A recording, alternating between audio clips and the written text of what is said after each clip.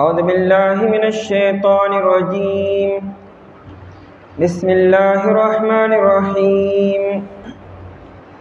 فبظلم من الذين هادوا حرمنا عليهم طيبات أحلت لهم وبصدهم عن سبيل الله كثيرا وأخذهم الربا وقد نهوا عنه وأكلهم أموال الناس بالباطل وأعتدنا للكافرين منهم عذابا أليما.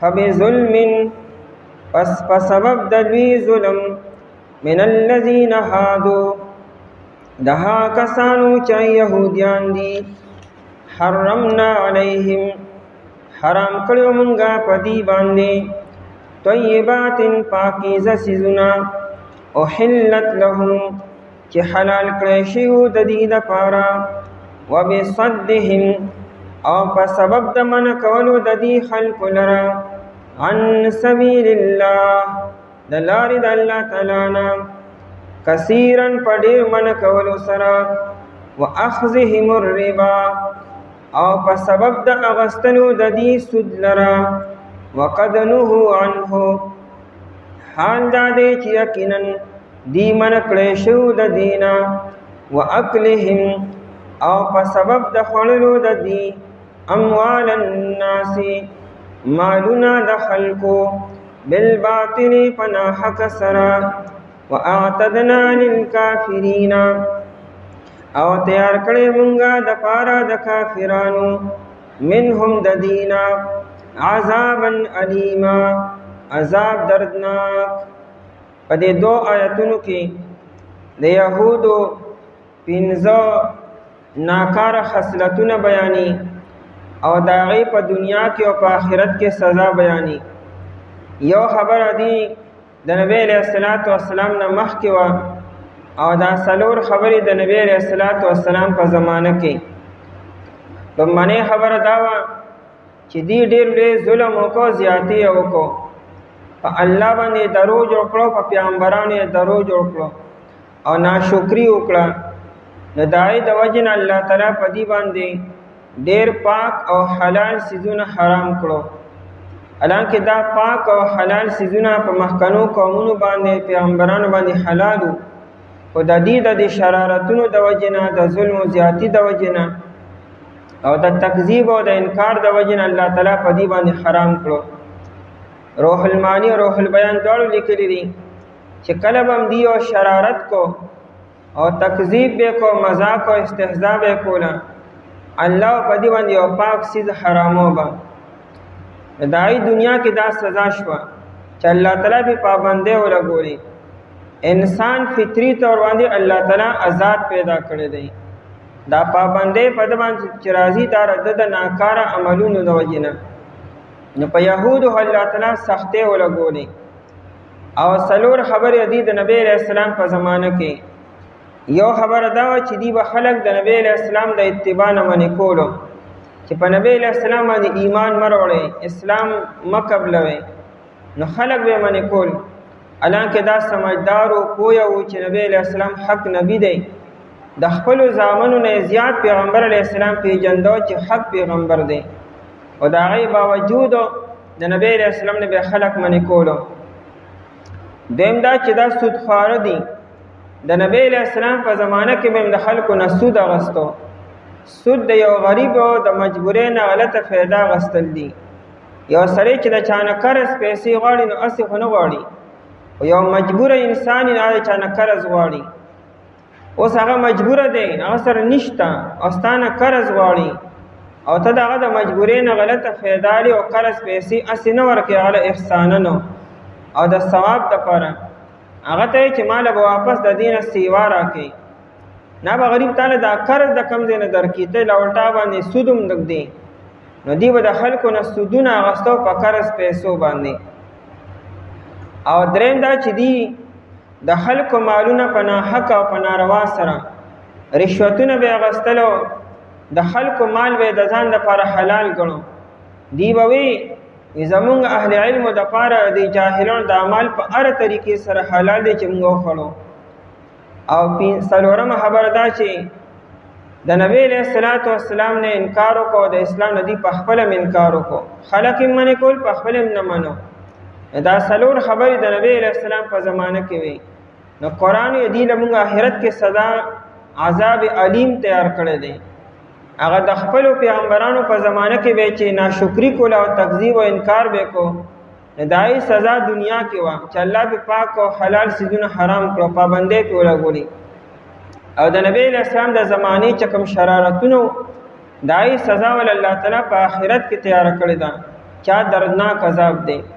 دا 15 خبرې په دې آیتونو کې بیانې او دې کې یو قسم مونږ تم سبق دی چې اے امت محمدیه صلی الله علیه وسلم، تاسو د بنی اسرائیل په نقش قدم مزه هغه کارونه تاسو مکوئ، او دارنګي تاسو سود مخره، تاسو د خلکو مالونه په ناحق مخره، تاسو خلک د اسلام نه ممنه کوي، تاسو د حق نه انکار مکوئ.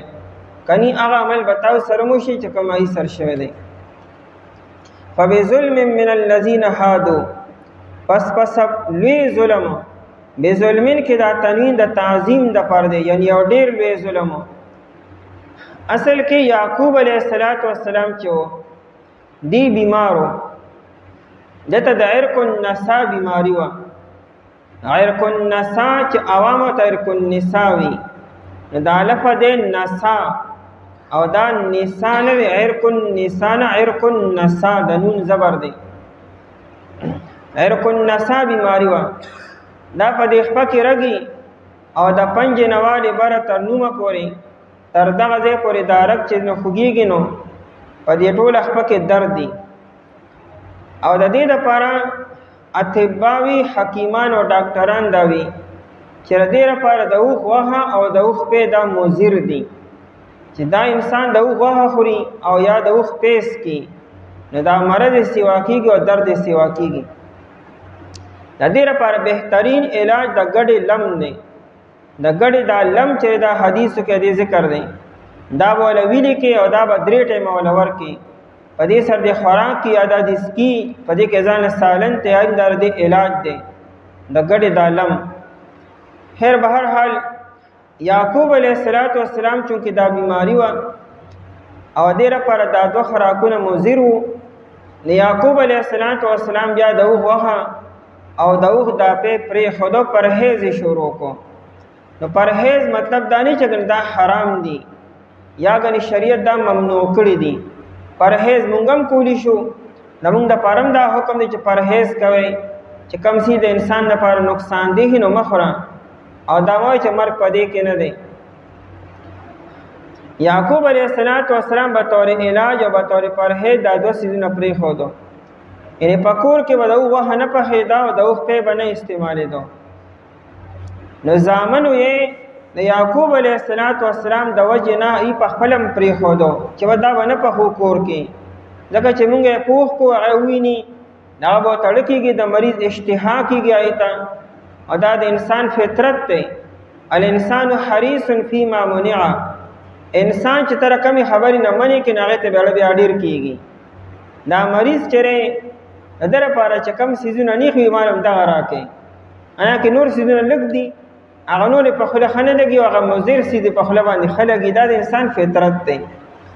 نظامنو یې د یعقوب علیہ السلام د وجه نه پکور کې د اوخ پیم نه استعمالول بیا او غوښه نه استعمالول چې یعقوب علیہ السلام ته تکلیف نه پدې باندې ناغیم داسې حرام نه غنو. بیا رو بنی اسرائیلو کې دا خبره خورش و، ناغیبم بیا د اوخ وها او د اوخ پی به نه استعمالولو. 400 کاله په دې کې تیر شو، نو نه حرام شوي دي، نه الله تعالی حرام کړي، نه په شریعت کې دا حرامو. لیکن دا یهود چې رالو د موسی علیہ السلام د زمانه، نو دی دا وی چې دا د اوخ دا وها او د اوخ دا پی چې وو، نو دا د یعقوب علیہ السلام باندې حرامو. بلکې دی دا دعوه وکړه چې دا د ابراهیم علیہ السلام په ملت کې حرامو، د اسماعیل علیہ السلام په ملت کې حرامو، او د یعقوب علیہ السلام په ملت کې دا حرام او حرمت را روان دي. دا دی په الله تعالی یو قسم درو جوړ کړو او په پیغمبرانو باندې. حرمت چې راځي نو اوایي نه راځي، حرمت چې راځي دا په کتاب کې موجود دي. نو آیا د آسمانی او کتاب او صحیفه کې دا خبره شته چې دا حرام دي؟ آیا یو نبی دا ویلی چې دا حرام؟ پیغمبر نه دی ویلی، په کتاب کې نشته او دې ځان شروع کړ چې دا حرام. نو الله تعالی په دې باندې حرام کړ چې زه ټیک تا چې تاسو دا حرام ډیر خوښ دي. الله تعالی په دې باندې حرام کړ په تورات کې. د دې ذکر په 8 سپاره کې سورہ انعام کې دی. وعلى الذين هادوا حرمنا كل ذي ظفر ومن البقر والغنم حرمنا عليهم شحومهما. الله تعالی د دې د شرارتونو د وجنا او د ظلم او ستم د وجنا په دې باندې نوک والا حیوانات حرام کړو چې د کوم زناورو نوکونه وي هغه الله تعالی په دې باندې حرام کړو. لکه اوخ شو، د اوخ د خپې ته مخې ته نری نوک وي، او دارنګه شتر مرغ شو، او بته شو، مرغابې شو، دا الله تعالی په دې باندې حرام کړو. دا مخکینو حرامو او په یو شریعت کې حرام نو په دې باندې حرام شو. زمونږ د فقهای کرام یو قاعده بیانې، یا الاصل فی الاشیاء الاباحه، اصل په هر یو چیز کې مباحواله رواواله دی. آدم علیہ السلام چې دنیا ته راغلی په دنیا کې اسم حرام نو، ارس حلال د ځمکې دا رو چې دی پابندې ولګې دی، د خلکو د وجنه پابندې ولګې، ورنه ارس الله تعالی حرام حلال پیدا کړو. نو اصل په یو چیز کې اباحت او حلال والے دی، دا پابندې، دا حرمتونه، دا ممانعتونه دا بیا رستو راغلي دي. نو دی باندې الله تعالی دا حرام کو چې زټیک تا. او دویم په الله تعالی د حیواناتو د وازګه حرام کړه. د هر یو حیوان په خېټه کې چې دنه کوم وازګه وي دا په الله تعالی دی باندې حرام کړه.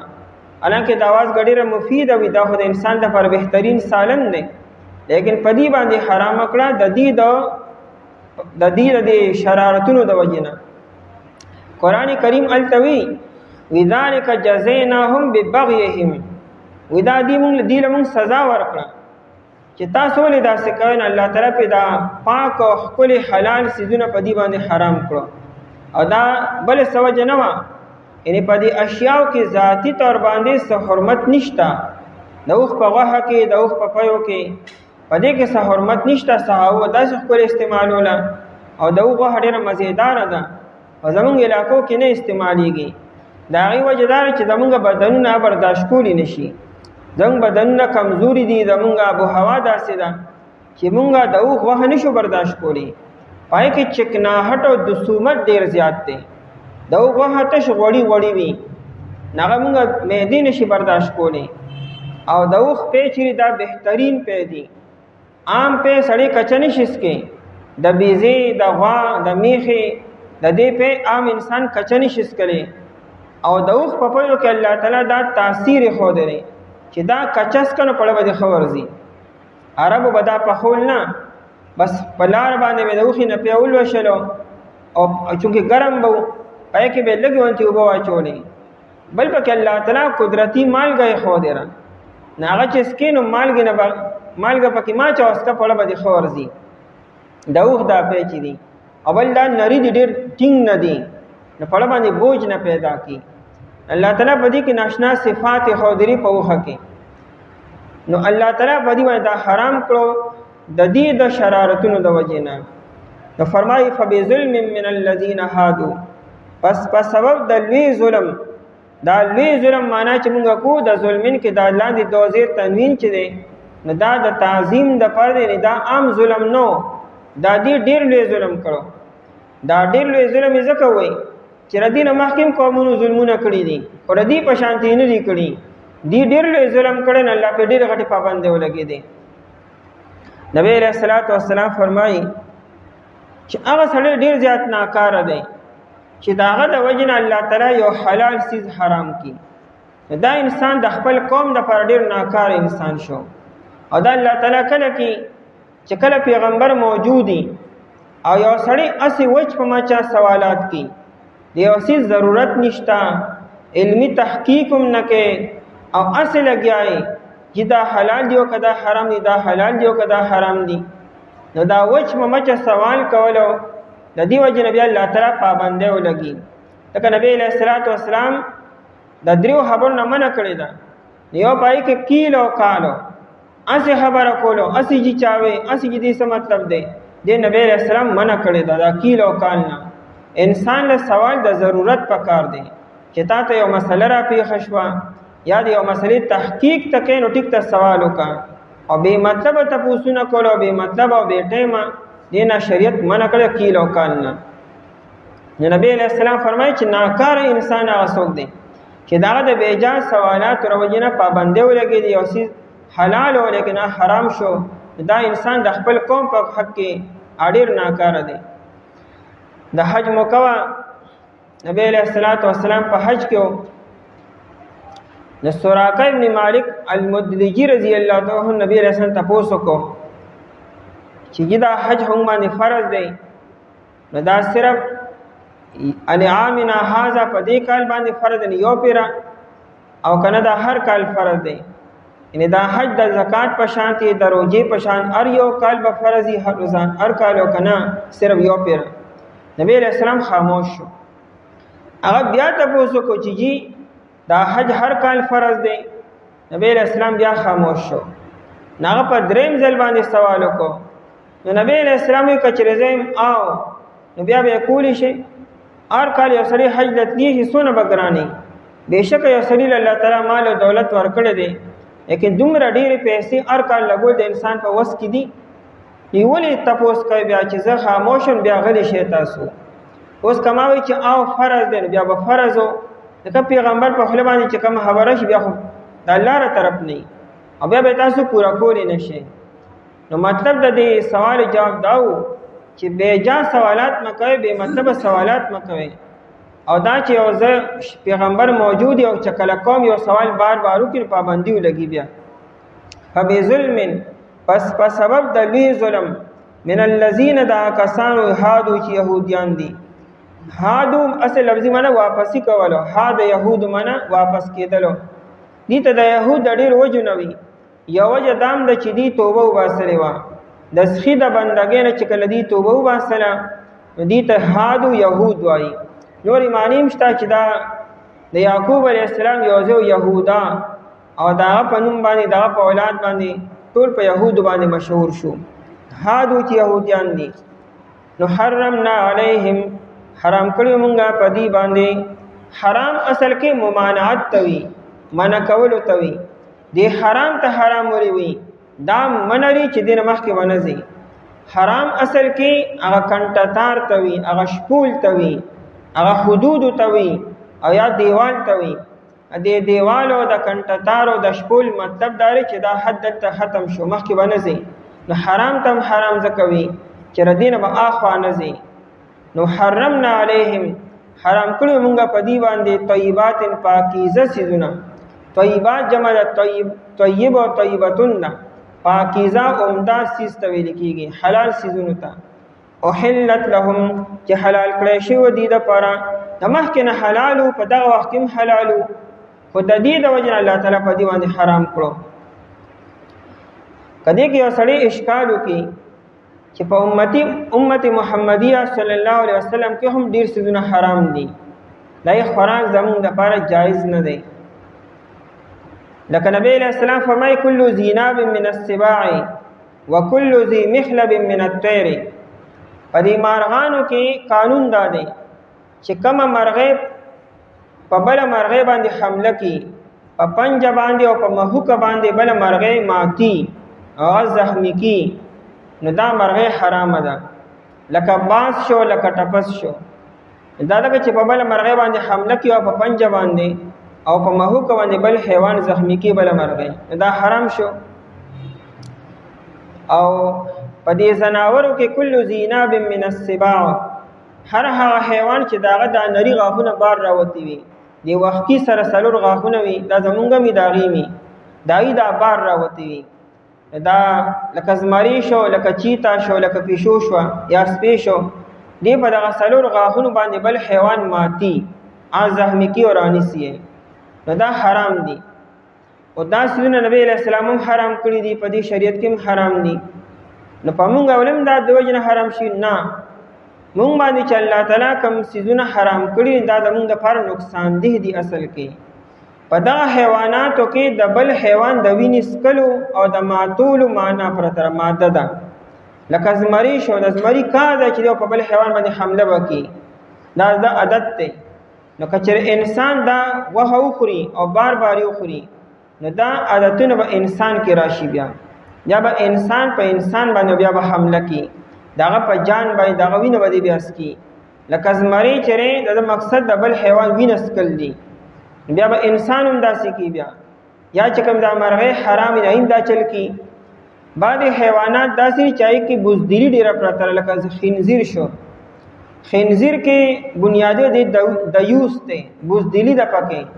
مؤمن به بزدله نی، نو د هغه د غوښه چې حرامه ده د بزدلۍ د وجه چې انسان کې بزدلي رانه شي. بعضې حیوانات داسې دي چې هغې ذات کې حرمت لکه سپی دی، دغه غوښه چې دا ګنده ده، د انسان دپاره ډېر غټ نقصان ده ده. په موږ باندې چې الله تعالی کوم څیزونه حرام کړي دي، نو دا د دې امت د ګناهونو د وجې نه او د شرایطونو د وجې نه، دا زمونږ د فایدې د وجې نه. په بعضې حیواناتو کې زمونږ د جسم دپاره نقصان دی، او بعضې حیواناتو په خوراک کې د انسان روح ته نقصان رسي. د دې وجې نه الله تعالی په دې امت مې دا حرام کړي دي. خو نورې فایدې ته اخیستی شي، خرڅولی شي، ساتلی شي. زمري خرڅولی شي، زمري ساتلی شي، دارنګې دا باز دی ساتلی شي، خرڅولی شي، نورې فایدې ته اخله که نه، او په باندې ښکار کولی شي. سپی د خورای مه که نه، خرڅولی خو شي که نه، د کور د ساتلو دپاره، د فصل د ساتلو دپاره، دارنګې د ښکار دپاره سپی ساتلی شي. ها شوقیه به نه ساتي، چې شوقیه اخلي او خرڅوي، دا بیا ټیک نه دي. نو نورې فایدې ته موږ اخیستی شو. اوس که دی په ذات کې حرمت بیا به موږ شریعت مکمل منې کړو چې هېڅ قسمه فایده به نه لري، حالانکې نورې بلا فایدې موږ اخیستی شو دی نه. نو په دې امت باندې حرمت ځان لدی او مخکنو امتونو باندې ځان لدی. احلت لهم حلال کړی شوي دي دپاره، وبصدهم عن سبیل الله او په سبب د منع کولو د دې خلکو لره عن سبیل الله د لار د الله تعالی نه. دا د نبی علیه السلام نه ودي خلک منع کولو چې نبی علیه السلام له خوا له مزې، اسلام له خوا له مزې. کثیرا ای صدا کثیرا په منع کول ډېر سره، ډېر زور شور سره به لګیا وو. یا الناس خلق به منع کول ډېر زیاتو. واخذهم الربا بل نه چې په سبب د اغستلو د دې سود لره، دی و سود اغسته د خلکونه د نبی علیه السلام په زمانه کې مو، او د نبی علیه السلام د زمانې تر دې ساعته پورې دا څونه چې دا کم غټ ورلډ بینک دی، IMF دی، دا ټول د سودي، دا د یهودو په قبضه کې دي، او ټوله دنیا دی په سود کې رابنده کړې ده. یو انسان د دې نه بغیر سکولی نشي. دا سودي معامله در دي کار دی. واخذهم الربا او په سبب د اغستلو د دې سود لره. وقد نهوا عنه حال دار چې یقینا دی منع کړی شوی د دې نه په تورات کې. په تورات کې الله تعالی په دې باندې سود حرام کړو، دی بیا مغستل به. واکلهم اموال الناس او په سبب د خللو د دې مالونه د خلکو لره بالباطل پناحق سره، باطل پناحق سره، ناجایز سره د خلکو مالونه به اغستل او په ناجایز باندې. ناجایز دار چې رشوت به اغستو، د الله حکم کې رد و بدل کولو، ای پیسې به واغستې، حکم به بدل کو، حکم به نرم کو، حکم به پټ کو. دارنګې د یهود چې دین دی کې سحر ډیر زیات دی، دا ډیر لوی ساحران دي، سحر او جادو دی ډیر زیات کی. په خلکو باندې به سحر کو، پای باندې پیسې اغستې. د دوه کسانو باندې نفرت پیدا کول او د دوه کسانو کې جدایی راوستلو، کور کې خلکو یو بل سره جنگول او یو بل ته متنفره کولو، او دې لپاره بیا پیسې اغستلو. نو پیسې به دې په دې خبرو باندې اغستې او کار به صحیح نه کو، ناجایز کار به کو. نو دا ټول ناحق او ناجایز لارې دي، او دا په دې امت کې مسراغلي دي چې دوه کسانو باندې جدایی راوستلو، نفرتونه پیدا کول او کور کې انتشار پیدا کول او جادو کول په چا باندې، او بیا پای باندې پیسې ورکول او اغستل دواړه حرام دي. دا چې څوک ورکی دام او چې څوک علی غمو، دواړه په حرامو کې مبتلا دي. بالباطل پناحق سره او پناجایز سره. واعتدنا للکافرین او تیار کړی مونږه د پاره د کافرانو. کافر نه مراد چې د نبی علیہ السلام نه انکار وکړ، دا کافران شو. اول یهودو او چې د نبی اسلام نه انکار کړو کافران شو. نو دام د مکی والو د کافرانو په شان کافران دي، للکافرین د پاره د کافرانو. منهم د دینا د دې يهودو نه چې کوم کافران شو، منهم ځکه وي چې بعد خو پدې کې بیا ایمان نه وړو، نا کافران نه دي. عذابا الیما، عذاب دردناکو د الله تعالی اسی عذاب ډیر دی، بیا چې الیمن وسری دردناک عذابو چې الله ته هر مؤمن مسلمان وساتي. او پسو د لوی ظلم دا کسانو چې يهوديان دي، حرام کړو مونږه پدی باندې پاکیزه سيزونه چې حلال کړی شو دي د پاره، او پسو د من کولو دي خلق له دلال د الله تعالی ډیر زیاتو، او پسو د اغستلو دي سود لرا، او حال دار چې یقین دي من کړی شو دینه، او پسو د خلو دي مالونه د خلق لرا پناه حق سره، او تیار کړی مونږه د پاره د کافرانو دینه عذاب دردناکو. أعوذ بالله من الشيطان الرجيم. بسم الله الرحمن الرحيم. لكن الراسخون في العلم منهم والمؤمنون يؤمنون بما أنزل إليك وما أنزل من قبلك والمقيمين الصلاة والمؤتون الزكاة والمؤمنون بالله واليوم الآخر أولئك سنؤتيهم أجرا عظيما. لكن الراسخون، لیکن ها کسان چې دی مضبوط دي، فی العلم فعلم کې، منهم د دې اهل کتابنا، والمؤمنون او ها کسان چې ایمان والدي، یؤمنون بما انزل الیک، دی ایمان نوړي په هغه سوچ نازل کړي شوی تا طرف ته، وما انزل من قبلک، او په هغه سوچ نازل کړي شوی مخکې دستانه، والمقیمین الصلاة، او خاص طور باندې قائمون کې دی مونږ لرا، والمؤتون الزکاة، او ورکون کې دی زکات لرا، والمؤمنون بالله، او ایمان روڑن کی دی پا اللہ تعالی، والیوم الآخر، او پروزی رستنے باندی. اولئک دوا صفتن والا خلق، سنؤتیہم زردا چمنگ ورکو دیتا، اجرا عظیما اجر دیر لوی. د دې رکو په شروع کې اهل کتابو د نبی علیہ الصلوۃ والسلام نه مطالبه کړې و چې تمون ته یو کتاب لیکل شوی د اسمان نه نازل کا وروړه، چې پای کې الله تعالی هر یو يهودي ته باینیم دا خطاب کې چې نبی علیہ الصلوۃ والسلام د الله پیغمبر او زمان نبی دی، یوم په پتا باندې ایمان نوړو. قرآن کریم دا غي ته جواب دا کړو چې اے حبیب قدیستانه دا مطالبه کی نستانه مخکې د حضرت موسی علیہ السلام ندی د دینم غټه مطالبه کړې و. بیا قرآن کریم د دې يهودو ناکار صفاتونه عادتونه بیان کړو تفصیلا.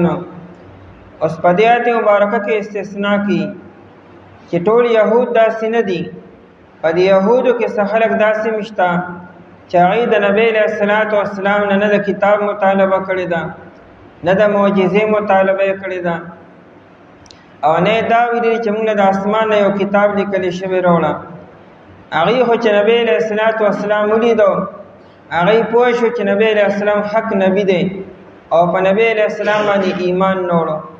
نو قرآن کریم دغه منصف مزاج او خلقو صفاتونه بیانې چې بعض اهل علم او بعض اهل کتاب په علم کې مضبوط دي، ناغي په قرآن کریمم ایمان نوړو، په مخکنو کتابونو باندې مو او اعمالم پورا کی، منځ قائمي، زکات ورکوي، په الله باندې او د قیامت پر ورځ باندې ایمان ساتي.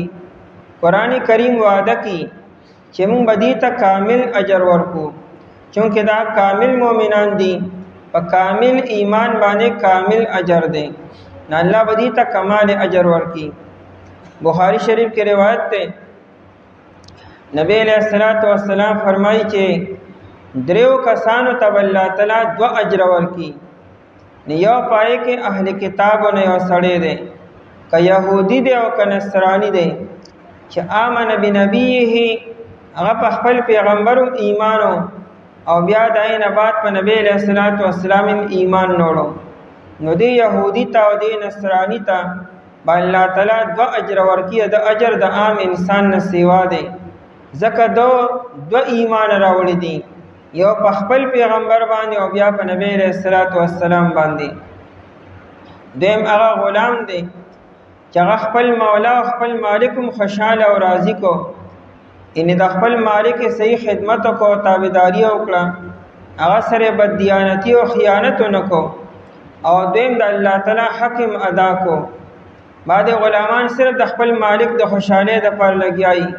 لیکن رب یې خپه کړی وی رب یې ایر کړی وی نه یا الله تعالی خوشاله کړی دی راضی کړی خپل مالک مو نو دی غلام ته الله تعالی دو اجر ورکی او دریم هغه انسان دی چې دا یو وینځوي او دا وینځه د تربیت یو کو او خپل تربیت او خپل ادب وتاوخو او بیا هغه آزاد کړه او د آزادۍ نه بعد یې سر په خپل نکاح وکړو نو دی مولا ته دی سړی ته الله تعالی دو اجر ورکی عربو بخپل وینځي سر نکاح دا ډیر عیب ګڼو چې انسان د خپل وینځي سر نکاح وکړي او وینځه چې کله آزاد شي ندی وسه بیا نکاح نکو نبی علیہ الصلوۃ والسلام ترغیب ورکو چې وینځي تربیت وکړي او ادب او توخی او بیا آزاد کړي او دای نه پس وسر په خپل نکاح وکړي نو دا دو اجر الله پاک تاسو له درکې په دې باندې لومبي ځل باندې عبد الله بن رواحه رضی الله تعالی عنہ عمل کړو دا یو وینځه دا یې ډېر خپل تربیت وکړو حالانکه وینځو ته خلک د نوکرانو په نظر باندې ګوري دا یې د تربیت خلک یو سه ادب او تخی لیکن هغه خپل تربیت مو کو به آزاد کړه او بیا سره نکاح وکړو خلک وته وي چې تا خو زمونږ نه پوزه کټ کړه تا خو زمونږ ډیره غټه بې عزتي وکړه چې تا خپل وینځي سره نکاح وکړو لیکن نبی علیہ السلام فرمایي چې داسې انسان ته الله تعالی دو اجر ورکړي نو د آیت کې د کامل اجر وعده ده چې کوم انسان د اهل کتاب نو ایمان په نبی علیہ السلام باندې وروړو او بیا خپل ایمان باندې کلک او مضبوط پاتې شو نو الله بدته کامل اجر ورکړي دا آیتونه د عبد الله ابن سلام رضی الله تعالی عنہ دغه ملګرو بارک نازل شوه دي چې هغه په علم کې مضبوطو په ایمان کې مضبوط شو په عمل کې مضبوطو نبی علیہ الصلوۃ والسلام چې کله مدینی منوره ته تشریف وروړو عبد الله بن سلام رضی الله عنه چې کله خبر شو نو دی راغی دی خپل وی ما چې څنګه د نبی علیہ السلام چهره مبارک ولید نه ز پوه شم چې دا حق نبی دی مې چې داسې چهره دی او دروغجن انسان نشي کېدی خو بیا مې د اطمینان قلبی د پر یو درې تپوسونه د نبی علیہ السلام نه وکړو مطمئن خدا مخکې نو چې دا نبی دی همیشه مزید اطمینان حاصل کا ما پیغمبر علیہ الصلوۃ والسلام ته وی چې یو درې سوال د نکوما او د دې جوابونه صرف نبی له ورزي او د نبی نه علاوه بل چا تر دې جوابونه نه ورزي پیغمبر علیہ السلام چې وایي څه سوالات دي معلوم باندې تاسو کو چې د قیامت لومبنه نشانی صدا او دویم دا چې جنتیان چې کله جنت ته لاړ شي دی لومبنه خوراک بسي چې ردی کومه ملمستیا په جنت کې لومبنه کیږي هغه ملمستیا پس سر کیږي او دریم تپوس می داو کو چې دا ماشوم ولې کله مور تزي او کله پلار تزي مې چې دې جوابونه صرف نبی د ورزي نبی علیہ السلام فرمایلو چې ما ته اوس جبرئیل علیہ السلام د دې جوابونه ما ته اوس خودلو او دلو منی سوال کړو چې د قیامت لومبني نشانی صدا نبی علیہ السلام راته وي چې ردی یا اور به د مشرق د طرف نه روزي او دا اور به توشي او ټول خلق به مغرب طرف ته جمع کی مراد دار چې دا ټول خلق به د محشر میدان ته جمع شي او دیم تپوز دا کړو چې د جنتیانو لومبنه ملمستیا په کوم خوراک سره کیږي نبی علیہ السلام راته چې د مئی چې دا کمینه ده کلیجی چرا په دې سره به د جنتیانو ملمستیا کېږي. مئی په خپل لذیذ خوراک دی په ټولو خوراکونو کې. بیا د مئی چې کومه اینه ده هغه خو بیا ډېر زیات لذیذ او مزیدار دی. نو په مئی کې اینه کم ځای کې خو د دنیا په دې میانو کې اینه نه کنه، هغه د جنت میان یادي. د جنت مئی او د دنیا مئی صرف په نوم کې مشابهت دی، چاہے تم مئی وي دې تم مئی وي، باقی خو چې څنګه جنت آشن به میانو می بیا ای د میانو بیا به اینه څنګه ای.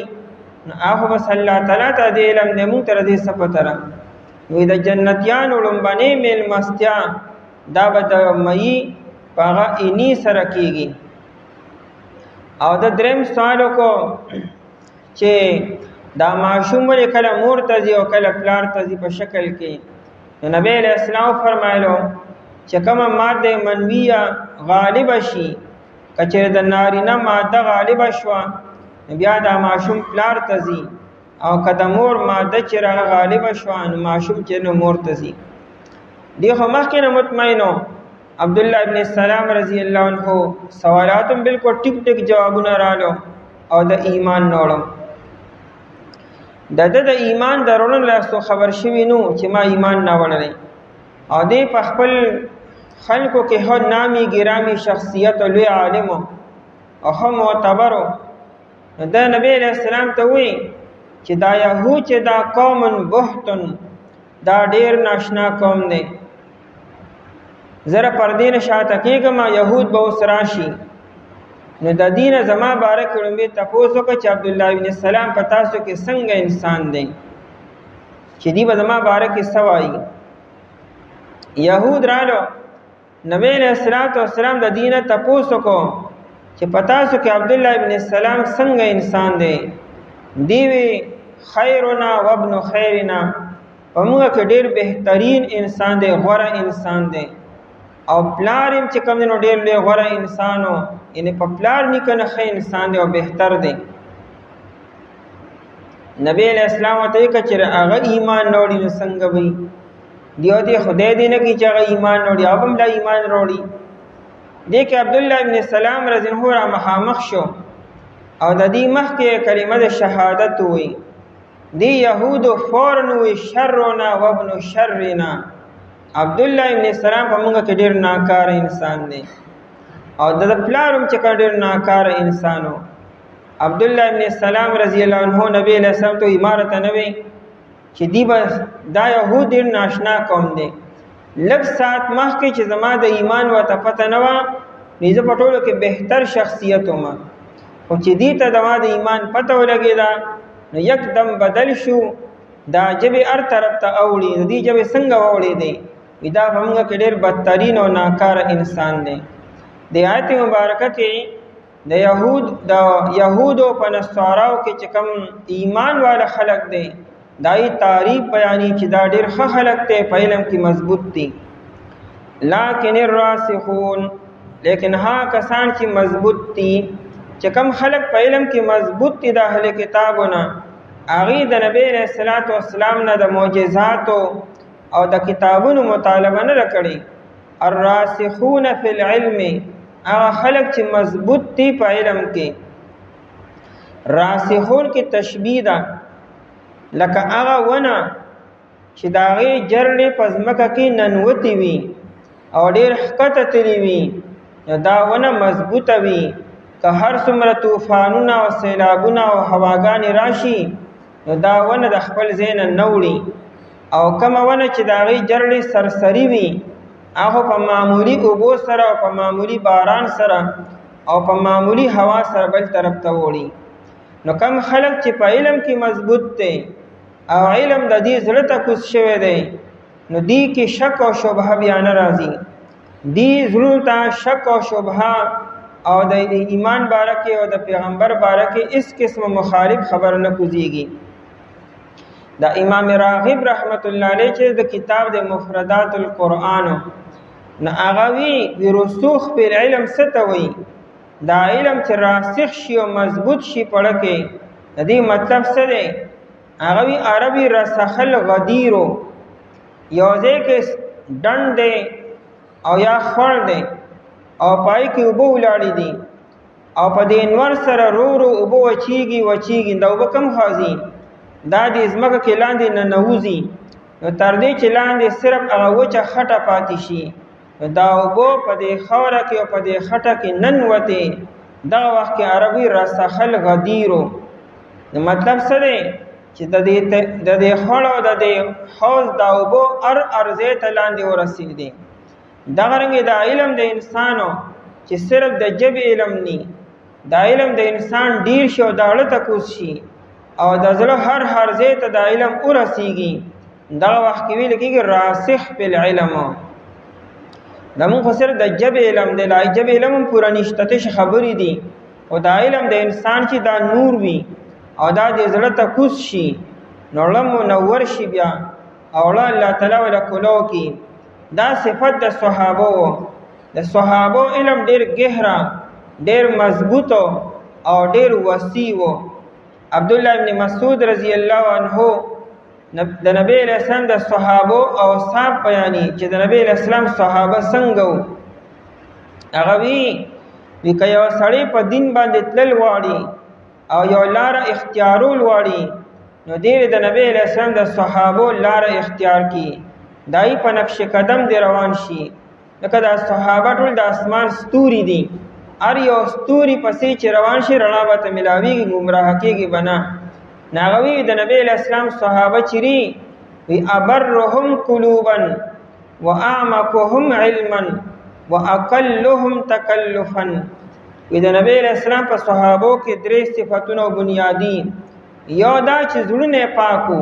ابرهم قلوبا د صحابو زړونه یو بل ته مکمل پاک او صافو چاته به زړه کې خیری دشمنی بغض او کینه نفرت او منسوبه او چالونه دا به نه ساتلو ډیر پاک خلکو چې چا سره به خفګان او پخله به وته وي چې چا سره به تعلق او دوستی او مخامخ به وته وي دانه چې پخله باندې یو شانتي او پړه کې بل شانتي دا خلک د مشرانو سادهګانو هغه سادهګانو هغه خيارانو زمونږ دا مشران چې وو دا ډیر سادهګان خلکو د جبه پاک او د زړونو نه پاکو د جبه نه سختو سخت پدې چې خبره په خپل باندې کوله لکه به چاته دشمنی نه ساتله دا ډېر خپل خلک او سادهنو خيارانو اوس هر سړی سیاسي شو هر انسان چې رنغه په جبه یو شانتي او په لکه بل شانتي چې دې زمانه خپم نشي په ظاهره کې او لکه هغه ته کم منسوبه او چالونه جوړ کړی وي صحابو کې دا خبره نه و زړه به هر چاته پاک ساتو د شیشې نم زیات پاکو ابرهم قلوبا د زړونو ډیر نیکو او دویم دا چې واعمقهم علما د صحابو د علم گہرائی ډیر زیاته و سبا د سمندر گہرائی وی د صحابو د علم گہرائی کې سونه و الله ول ډیر وسیع علم صحابه کرام رضی الله تعالی عنهم تور کړو روح المانی لیکلی دی علی رضی الله تعالی عنہ وی کزه د سوره فاتحه تفسیر شروع کما لیکل شروع کما دا د سوره فاتحه دا تفسیر با پشپیتو خان باندې براشي دومره علم په دې سوره فاتحه کې دی او موږ تاسو شپږو یاو آیتونه ښکاری چې په یو ځای باندې وایو دا صحابو هغه ناشنا علم اعمقهم علما الله دې ډیر زیات گہرا وسیع علم ورکړو نبی علیہ الصلوۃ والسلام د علی رضی الله عنه د علم بیان کی وی انا مدینه العلم وعلی بابها ویزه د علم یو حارما دای دروازه علی رضی الله تعالی عنہ ده سن آشنا گہرا علم الله تعالی ورکړو یو پیر منزل راتو یو يهودي و تعالی رکی ولاړو هغه يهودي وی چنن د علی رضی الله عنه نه داموز قضا کوما تکبیر الله ته قضا کوما ودا سي سوال ته نکوم چې دیو مانه جواب راکینو په جواب کې بدلنه وخت ډیرو لګي انت به تکبیر الله فوت شي دیو توی دا سائلو وی کم حیوانات او کم مرغې چری هغه اگے چی او بچی وروړي نو خیال چې دی به شروع پلانکې علی رضی الله عنه وتوی وی د کم حیوانات او د کم مرغو چې غوږونه دننه دي بدن کې وي دا به اګې اچي، او چې د کوم غوږونه بار ته راوتلي دا به چیروړی ځان یې په خپله ګوره وسو. څومره یو قاعده کې ټول ارس مکمل یو ارس یې راغونډ کړو. داسې ناشنا علم د علي رضی الله تعالی عنه او داسې نور صحابه کرام رضی الله تعالی عنهم وو. نو صحابو علم دا گهراو. او دریم دا اقلهم تکلفا، صحابو کې تکلفات نو، ځان زوره تکلیف کې اچولو. تکلف څه ته وي؟ ځان په زوره په تکلیف کې اچولو، چې څه مخامخو سبا کور کې و بس هغې مخامخ میلمه ته کېښودلو. میلمه به راغی نو دا اهتمام بنو چې ورشه دا راوړه ورشه دا راوړه ورشه دا راوړه، او قرضونه راواله او کور راواله او دا وکړه هغه وکړه، سوال او منت وکړه. بس که چېرې کور کې به ناره وه نو د میلمه دپاره هم ناره او د میزبان دپاره هم ناره. او که چېرې کور کې سړه روټۍ وه نه به د میلمه هم وه او به د کوربه هم وه. یعنې ځان په تکلیف کې په زور اچولو دا په صحابه کرام رضی الله تعالی عنهم کې نو. دا مونږ خو چې تباه یو د دې رواجونو د رسمونو د وجې نه تباه یو. یو سنت عمل مونږ نشو کولی، ولې رواجونه او رسمونه دومره زمونږ نګې چاپېر تاو شوي دي چې یو آسان عمل مونږ ته ګران شوی دی. صحابه کرام رضی الله عنهم کې اقلهم تکلفا، تکلفات پای کې نو. پاکه خبره به کوله چې دی وخت کې دا حالات دي او دی وخت کې داسې دي. نو اقلهم تکلفا، کم تکلفات پای کې نو. صحابه کرام رضی الله عنهم علم مضبوطو ایکم رسوخو والراس لكن الراسخون في العلم، لیکن هغه کسان چې هغه مضبوط دي فی العلم په علم کې. نو په علم کې مضبوط هغه انسان دی چې علم د هغه زړه ته کوز شوی دی، دا په رګ رګ کې شامل شوی دی. به دا علم بیا رسوخ دی، مضبوط دی، هغه ته څه قسمه شک او شبهه نه پیښیږي. منهم د دینا یا د دې اهل کتابونه چې کوم په دې کې په علم کې مضبوط دي هغه والمؤمنون، او هغه کسان چې ایمان والدي. دا د المؤمنون دو تفسیر دي. یو عام مفسرین حضراتو کړی چې مؤمنون نه مراد مهاجرین او انصار دي. مهاجرین او انصارون په علم کې مضبوط دي، اهل کتابو کې مشته او په مهاجرین او انصارو کې مشته.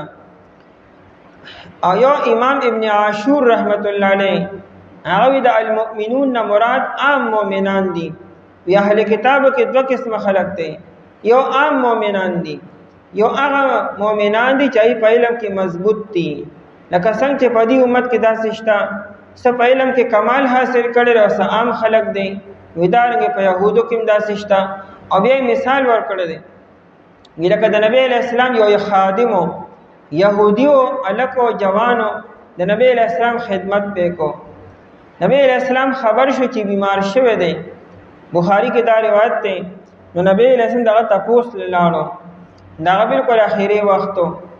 نبی علیہ السلام هغه ته لکه ایمان نوړه.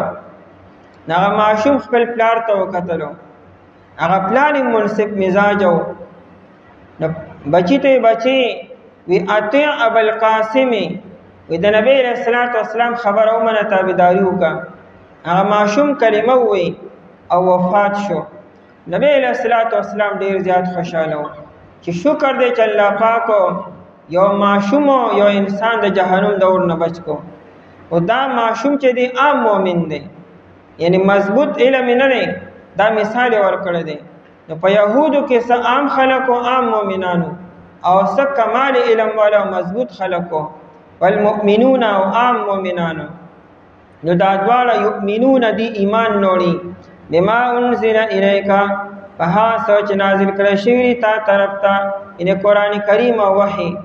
وما انزل من قبلک، او په هغه څه چې نازل کړی شوي مخکې دستانه چې هغه تورات شریف او زبور او انجیل شریف دی. په ټولو باندې ایمان نوړي. د ایمان تعلق له سره دی. ایمان چاته ښکاري نه، خو د ایمان نشانات او علامات شته. مؤمن سړی به د مونځ اهتمام کوي او مؤمن سړی به زکات ورکوي. دا د ایمان ظاهري علامتونه دي. والمقیمین الصلاة، او خاص طور باندې قائمون کې لمونځ دره، قائمون کې د مونځ دي. دا یو علامت د ایمانو. دا ولا څنګه مؤمن چې دی مونږ نه کې، دا څنګه مؤمن دی؟ د ایمان خو نشانات او علامات پکار دي.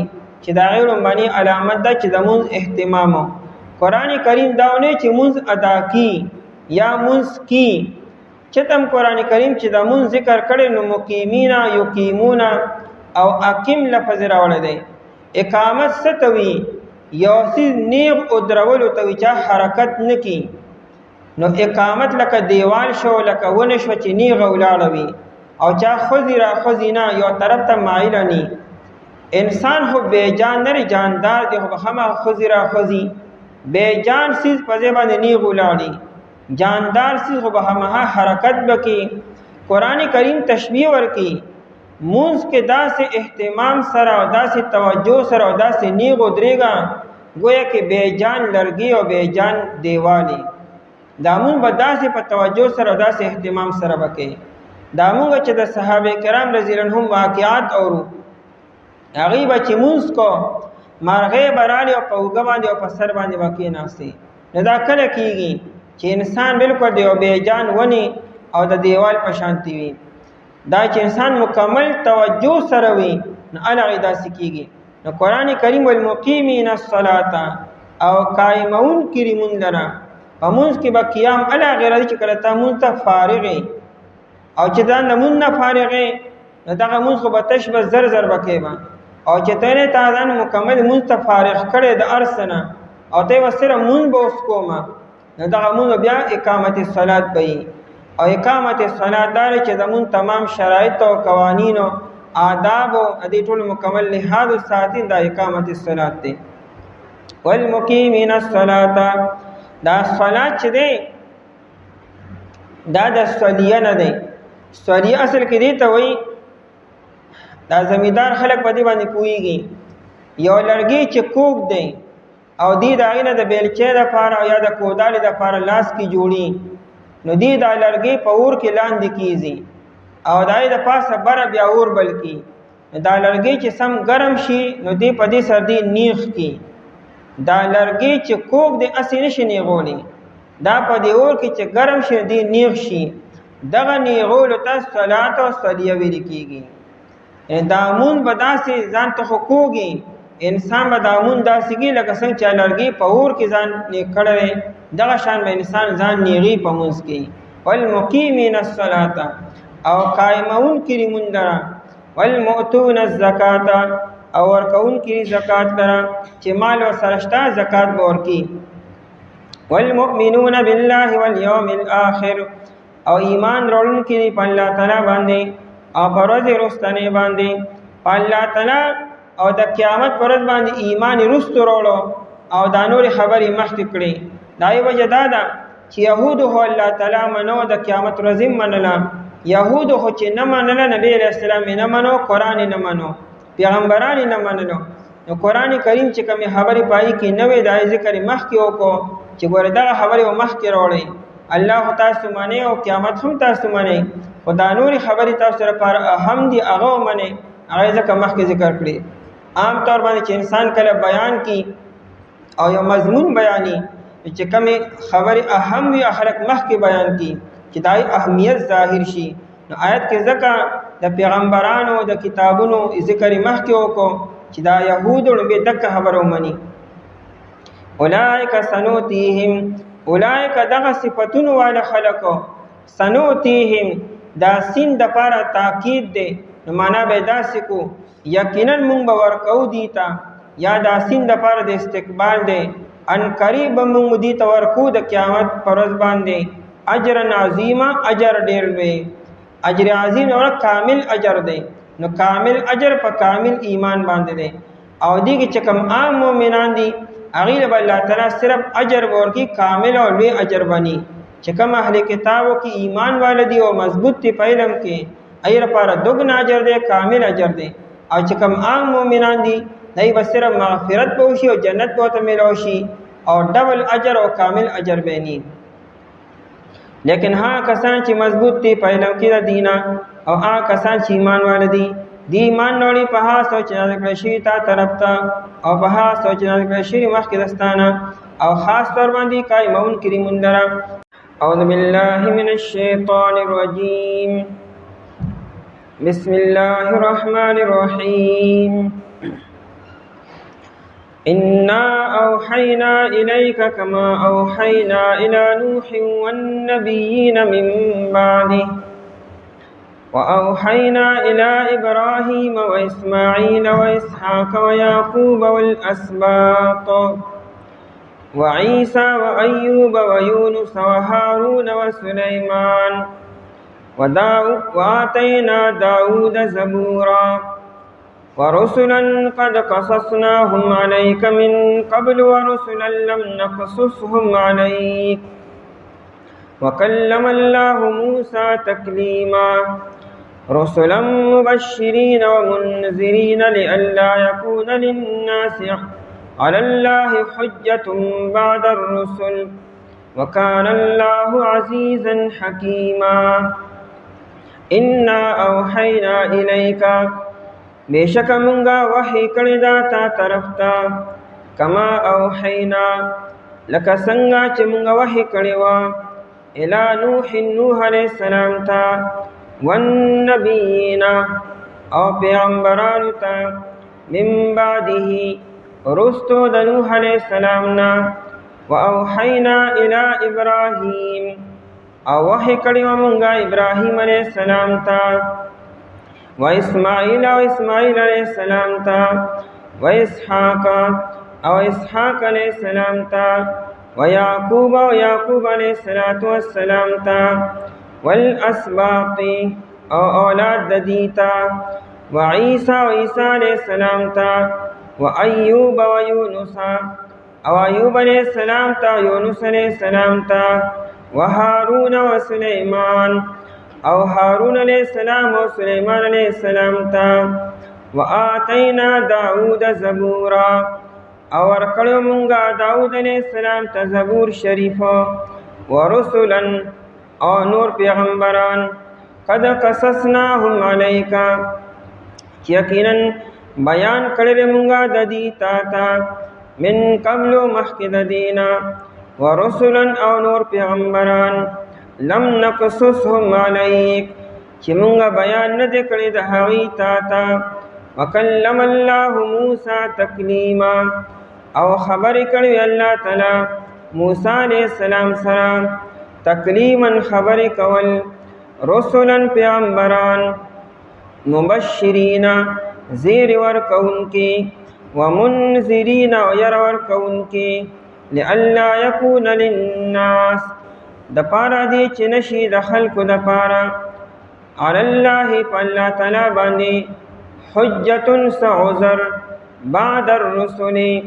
रुस्तो दरा ले गलो द पैगंबराना वकान अल्लाह अजीज़न हकीमा और दे अल्लाह तला गालिबा हिकमत वाला पदे आयतुन के दे यहूदो द नाजायज़ा मुतालबे जवाब दे यहूदो नबी अलैहिस्सलातु वस्सलाम तवे यो आसमानी किताब چې د आसमान نه لیکل شوی راشي او په یو ځای باندې او پای کې د هر یو يهودي ته براه راست خطابي چې الله تعالی پای کې فرمایي چې دا زما پیغمبر دی ودا یو کتاب مونږ ته نازل کا په دې آیتونو کې دای جواب دی چې دا نبی अलैहिस्सलाम علیه یوازې نبی دی د نبی السلام نه مخکې بلا پیغمبران ناغلي دي آیا هر یو پیغمبر داسې کړي دي چې د الله تعالی را طرف نه لیکل شوی کتاب د اسمان نه راوړی دی او آیا په هر یو کتاب کې دا مضمون موجود او چې الله تعالی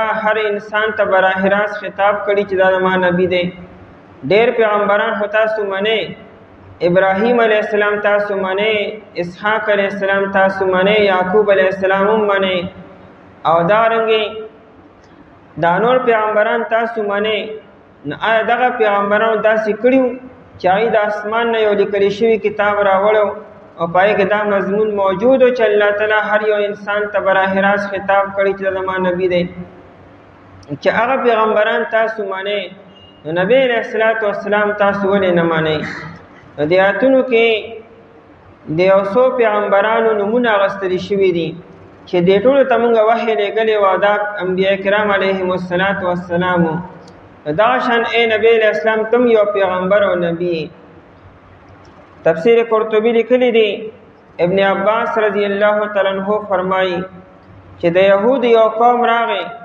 او نبی علیہ الصلوۃ والسلام ته وی ما اوحى الله الى احد من بعد موسی وی د موسی علیہ السلام نه بعد الله تعالی چې یو نبی نه درالېږي او نه نبی ته وحی کړی دا ینه دیوی چې بس اخیرانی شریعت او اخیرانی نبی موسی علیہ السلام دی او د موسی علیہ السلام نه بعد بل نبی نه دراغلی نو الله تعالی د ډیرو انبیاء کرام نمونه واغستلو چې دا خو د موسی علیہ السلام نه بعد راغلی دي دا یونس علیہ السلام او ایوب علیہ السلام او عیسی علیہ السلام او دارنګه دا سلیمان علیہ السلام دا کم ځای راغلیو دا د موسی علیہ السلام نه بعد نه دینو دا ول پیغمبران نو چې تاسو دا وایي الله تعالی د خلکو تکذیب وکړو چې د موسی علیہ السلام نه بعدم بل انبیاء راغلي دي بلکې آسمانی کتابونه چې کم سلور دي نو پدې کې خدا درې د موسی علیہ السلام نه بعد راغلي دي زبور شریف چې هغه داوود علیہ السلام ته ورکړل شوی د موسی علیہ السلام نه بعد دی او انجیل شریف چې عیسی علیہ السلام ته ورکړل شوی د موسی علیہ السلام نه بعد دی او قران کریم هم دای نه بعدو غټ انبیاء کرام علیهم السلام د موسی علیہ السلام نه بعد راغلي دي څنګه ته دا دعوه کوي چې د موسی علیہ السلام نه بعد یو پیغمبر ته وحی نه رسوي ان اوحینا الیک بشک مونږه وحی کړی تا طرف ته مونږه تا ته وحی را لګل د ای پیغمبر علیہ السلام وحی چې چا ترازی هغه پیغمبر وی هغه ته نبی او رسول ویل کیږي نبی او رسول دواړو کې دا فرق دی چې هر یو رسول چې دا نبی دی او هر یو نبی دا رسول نی رسول هغه پیغمبر ته وی چې هغه ته مستقل یا کتاب ورکړی شوی یا ته مستقل شریعت ورکړی شوی او یا ته غټ معجزات ورکړی شوی هغه ته رسول وایي او نبی بس چاہتا صرف وحی کیگی کاغا سر کتاب ایو کنی او کاغا سر مستقل شریعت ایو کنی او کاغا تا مستقل امت ورکڑی شوی او کنی ورکڑی شوی بدا نبی دے انبیاء ډیرو او رسولان حضرات دا کمو پیغمبران چې رسول معنا دا 313 او انبیاء کرام دای تعداد حقیقی صرف الله ته معلوم دی نو الله تعالی انبیاء را لګلی دي رسولان را لګلی دي ان اوحینا الیک بشک مونږه وحی را لګل الیک تا طرف ته اے نبی علیہ السلام کما اوحینا لکه څنګه چې مونږ وحی کړی و الی نوح علیہ السلام ته لکه څنګه چې مونږ نوح علیہ السلام ته وحی کړی و دانه چې نوح علیہ السلام لومبانی نبی دی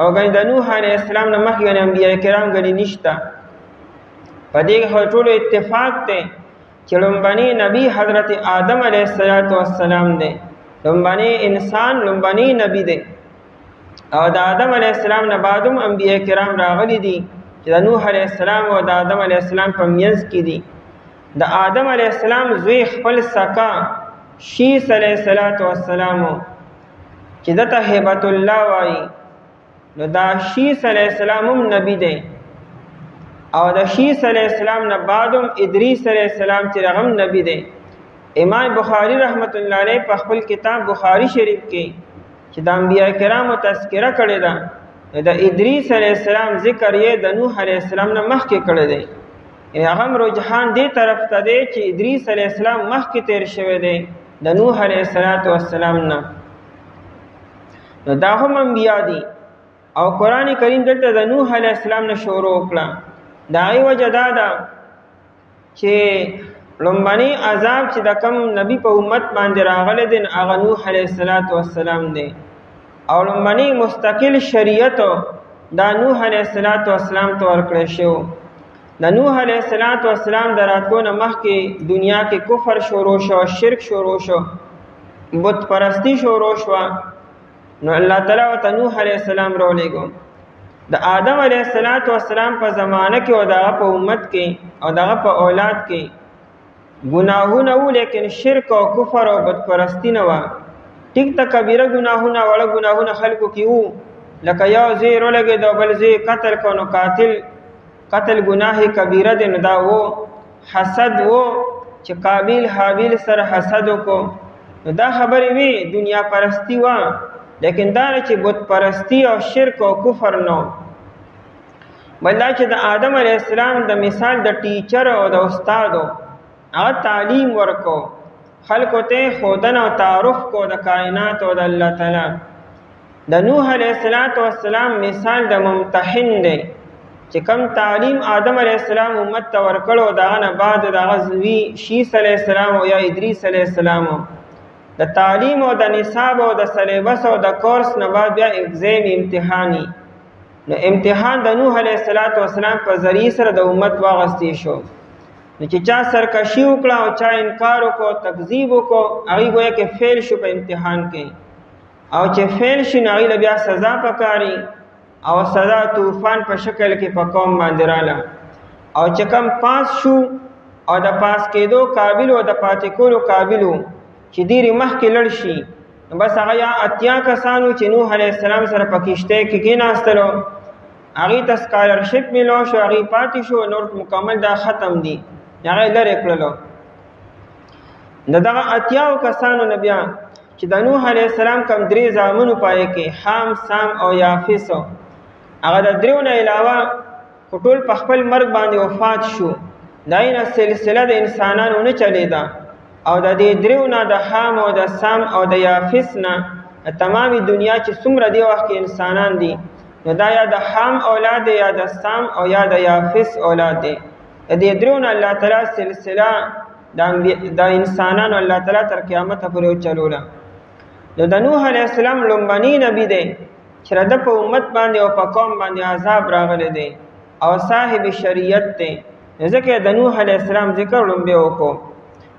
الی نوح علیه السلام ته والنبیین او انبیاء کرامو ته من بعده رستو د نوح علیه السلام نه.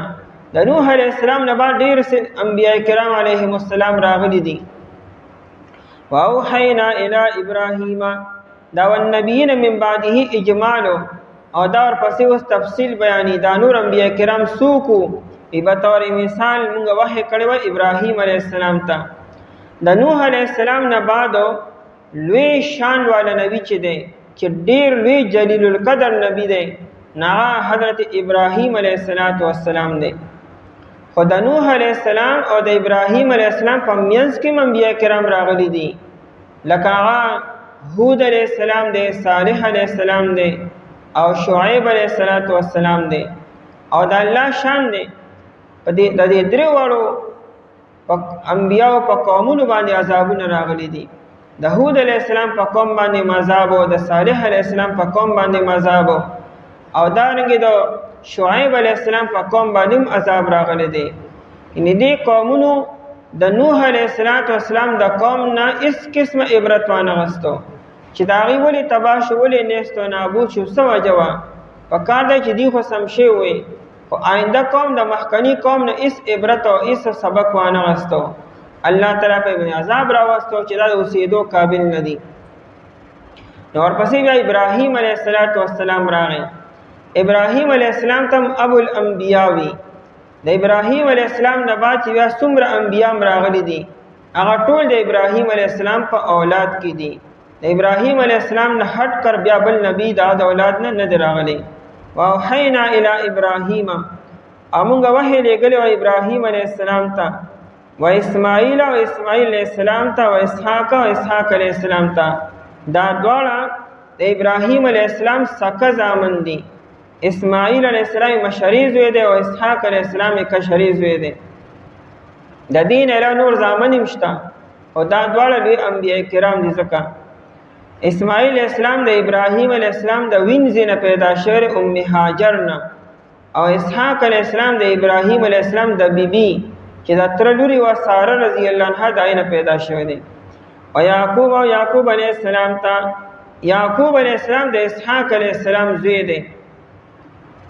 دا اسماعیل علیه السلام چې دی نبی و، خو صرف قبیله جرهم ته، چې مکه مکرمه کې صرف قبیله جرهم وه، دی هغې ته نبی و. اسحاق علیه السلام نبی و ملک شام کې و. ابراهیم علیه السلام هم هلته ملک شام کې و، او دلته مکه مکرمه کې مو. والاسباط دا اسباط چې دا د اسحاق علیه السلام نوسی یادي، د یعقوب علیه السلام زامن شو. د یعقوب علیه السلام 12 زامنو، په دې 12 کې یوسف علیه السلام نبی شو. نور مبارک خاموشي ده چې هغه انبیاء کرام جوړ شوي دي او کنه. البته د یوسف علیه السلام نه بعد بیا د لور چې و هغه بیا په ایوب علیه السلام باندې واده و. د یوسف علیه السلام لور د رحمت هغه په ایوب علیه السلام باندې بیا واده شو. نو ایوب علیه السلام و یونس علیه السلام دې نینوا ته لېږل شوي وو، یونس علیه السلام، و هارون علیه السلام، و سلیمان علیه السلام. دا سلیمان علیه السلام خو ډېر وروستو دی، هارون علیه السلام سره یو ځای نه دی. موسی علیه السلام او هارون علیه السلام دواړه په یو زمانه کې دي. دا د موسی علیه السلام مشر ورور دی او د موسی علیه السلام نه مخکې وفات شوی دی. موسی علیه السلام ته پیغمبري مخکې میلاو شوې ده او هارون علیه السلام ته وروستو. د موسی علیه السلام په دعا باندې او په چاهت او خواهش باندې هارون علیه السلام ته الله تعالی نبوت ورکړی دی. وآتینا داود زبورا، او ورکړو مونږه داود علیه السلام ته زبور شریفو. داود علیه السلام د سلیمان علیه السلام والد صاحب دی. بیا موږ آسمانی کتاب زبور شریف ورکړو. دا زبور اصل کې مصدر دی په معنا د لیکلو سره لیکنا، او دا د یو کتاب نوم دی زبور شریفو. هغه هم لیکلی شوی ځکه ته زبور وایي. امام قرطبی رحمت الله علیه په خپل تفسیر قرطبی کې وی کان فیه 150 سورتنا، په زبور شریف کې 150 سورتونه وو. او پای کې لیس فیها حکم من الاحکام، پدې کې احکامات نو، حلال او حرام او جایز او ناجایز دا خبرې پکې نه وي. نو پدې کې سو بیا انما هي حکم و مواعظ، پدې کې د حکمت خبرې، د نصیحت خبرې وي. وتحمید و تمجید و ثناء علی الله، د الله تعالی حمد و ثنا، د الله تعالی تعریفونه پای کې وو. چونکه شریعت د موسی علیه السلام را روانو، کتاب د موسی علیه السلام تورات شریف را روانو، عمل به خلکو پای باندې کو. زبور شریف د یاد دهانې دپاره، د واعظ او د نصیحت دپاره چې خلکو کې د دنیا نه بې رغبتي پیدا شي او د آخرت شوق او رغبت او میلان پیدا شي او الله سره تعلق او قرب پیدا شي. د دې لپاره د زبور شریف کې واعظ او نصیحت خبرې وي. نو آتینا داود زبورا، او ورکړو مونږه داود علیه السلام ته زبور شریفو. روح البیان لیکلی دی وی داود علیه السلام به چې کله زبور شریف لوستو، وی د کلي نه به بار ووته صحرا ته. نو د هغه په امت کې چې کوم عالمانو هغه به داود علیه السلام سره شاته ولاړو، او عام خلک به د علماو نه شاته ولاړو، جنات به د عامو خلکو نه شاته ولاړو، او دا حیوانات به د خلکو نه شاته وو. او داود علیه السلام به چې کله د زبور شریف تلاوت شروع کو، دا درندگان او دا زناور به د ځنګلاتو نه رالو او مخامخ به ودرېدلو. مرغۍ به رالې بره په سر باندې به یې سوري جوړ کو، او داود علیه السلام به قرات شروع کو. الله تعالی دی داود علیه السلام ته ناشنا خوږ आवाज ورکړو. په دې امت کې ابو موسی اشعری رضی الله تعالی عنہ چې یو پیر د نبی علیہ السلام وی چې ابو موسی ما بیګا ستا قرآن لوستو، چې ستا قرآن لوستو نو ما هغه اورېدو. نو نبی علیہ السلام ته وی چې تا ته الله تعالی د داود علیہ السلام هغه आवाज درکړی دی. د داود علیہ السلام چې کوم مزامیر، کم مزمار او یعنی چې کم طرز او کم انداز کې به قرآن لوستو هغه الله تعالی درکړی دی. داود ابو موسی اشعری رضی الله تعالی عنہ داود علیہ السلام به یو سوز او غداس سره د خپل کتاب تلاوت وکړو. اوسم چې قرآن کریم په سوز سره او په غداس سره او په توجه سره او د زړه نه د قرآن کریم تلاوت شي، لکه مونږ بس قرآن چې څنګه وي نه هغه شان موږ پوهیږو پې نه په معنا پوهیږو نه په مفهوم پوهیږو. موږ په پښتو کې خیر دی وایو، قرآن خو په قرآن عربی ژبه کې راغلی دی. یا کم ځای کې आवाज اوچتول پکار دی، کم ځای کې نه دی اوچتول پکارو. کم دی کې بسنګ انداز کې وي دا د قران کریم معنا سره تعلق ساتي. دا اوس هم هغه شانتي اثر کې څنګه چې د نبی اسلام په زمانه کې باندې اثر کو. دا قاری عبدالباسط صاحب رحمه الله چې د خپل وی دا واقع خپل لیکل دا چې کله د روس چې کوم بادشاہ او دهریه چې هغه د سره الله نه مني نو قران او کتاب او پیغمبر بسو مني هغه راغله مصر ته. هغه زمانه کې جمال عبد الناصر چې هغه د مصر بادشاہ او هغه جمال عبد الناصر ته دعوت ورکړو چې راشه رشیا ته. نو د جمال عبد الناصر ته ویلو چې ته زموږ دا مذهب ولې نه اختیارې ان اسلام ولې نه پرېږدې. انسان که هر څومره کمزوري شي هر څومره بیکاره شي په مذهب باندې کلک ولاړې. خیر جمال عبد الناصر بادشاہان راجمع کړي او ما ته وی چې ته به نن تلاوت کې. نو قاری عبدالباسط سے په خپل وی ما چې د بادشاہانو ما کې څنګه تلاوت کوم. ویزه شروع شوم د تلاوت شروع کو او دی چې تلاوت په مینځ کې د ما بالکل आवाज بیا غلی شو. دومره ما باندې روب راغی خشیت راغی او جړه مان رااله چې ما وکتل نو په بادشاہانو کې د یو بادشاہ سترګې وچې نه وي ار یو جړلو. نو هغه چې کوم دا هیروشوف او د رشیا بادشاہ هغه هم جړل سترګو نه وښکې وې دي. نو بیا ته جمال عبد الناصر تاسو کو چې قران خو زموږ مذهبي کتاب دی نو باندې اثر کوي موږ منو دغه باندې اثر کوي موږ جاړو. ته خو قران څخه اثر الله نه مې ته څنګه جاړې. هغه پته لګي خو دې کلام ډایرک زما په دیړه باندې اثر کو. دغه ګونو نه مخکې زما په لړ باندې ورته ګویا زما لبای سو گزارونه را بغي. دا سید الله کلام دی خو چې څوک په پويږي او چا وته لک توجه سره تکینا ستوسم هغه شان تاثیر دی پدې کې. د نبی اسلام په आवाज کې وسبل شان تاثیر او په نازل شوی وو. لیکن اوسم الله تعالی د موږ ته ګناګار خلکو په دې جبو کې الله تعالی تاثیر خو درې. واتینا داوود زبورا او ورکړو موږ داوود علیه السلام ته زبورن زبور شریفو ورسولن او پیغمبران ان وکما ارسلنا رسولن او څنګه چې موږ نور پیغمبران را لېږلیو قد قصصناهم علیک چې یقینا بیان کړی موږ د هغې علیک تا ته موږ د بعضو انبیاء کرامو بیان کړی دی نمونه مې ته اغوستي دي دای واقعات مې ته بیان کړي دي. خو ډېر انبیاء کرام داسې چې دای بیان موږ ته نه دی کړی. قرآن کریم کې د 25 پیغمبرانو نومونه راغلي دي او د نورو پیغمبرانو نومونه نه دي راغلي. انبیاء کرام خو ډېر دي.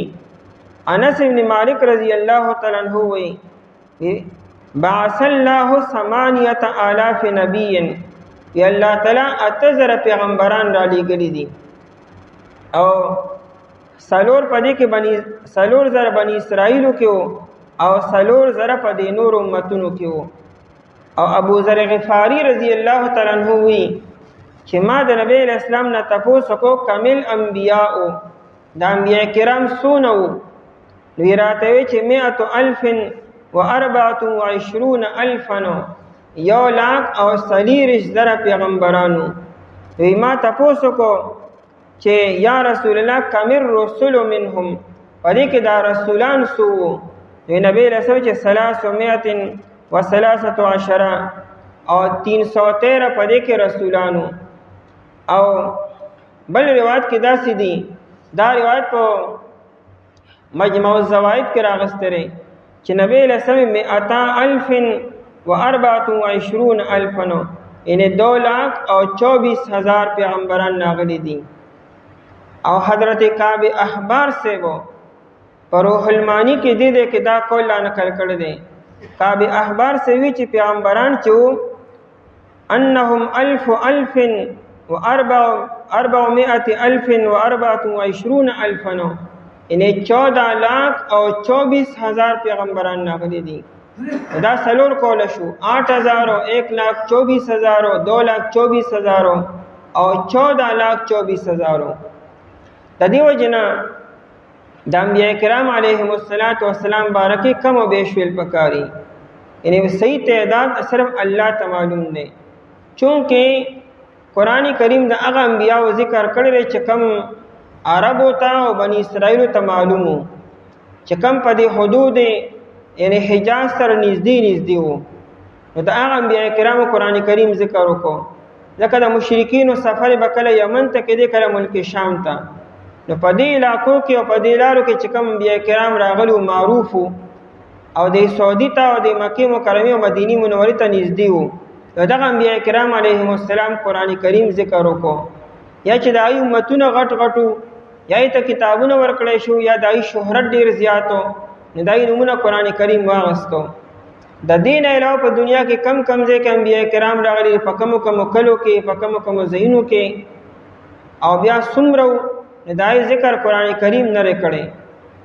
بهرحال ورسلا قد قصصناهم، او پیغمبران چې مونږ بیان کړی د هغوی علیک تا ته، ورسلا من قبل مخکې ردینا، مخکې ردینا یعنی مخکې ردی صورت مبارکه نه، د دې صورت د نازلېدونه مخکې په نورو صورتونو کې مونږ د انبیاء کرامو ذکر کړی دی، یا من قبل مراد د نن ورځې نه مخکې.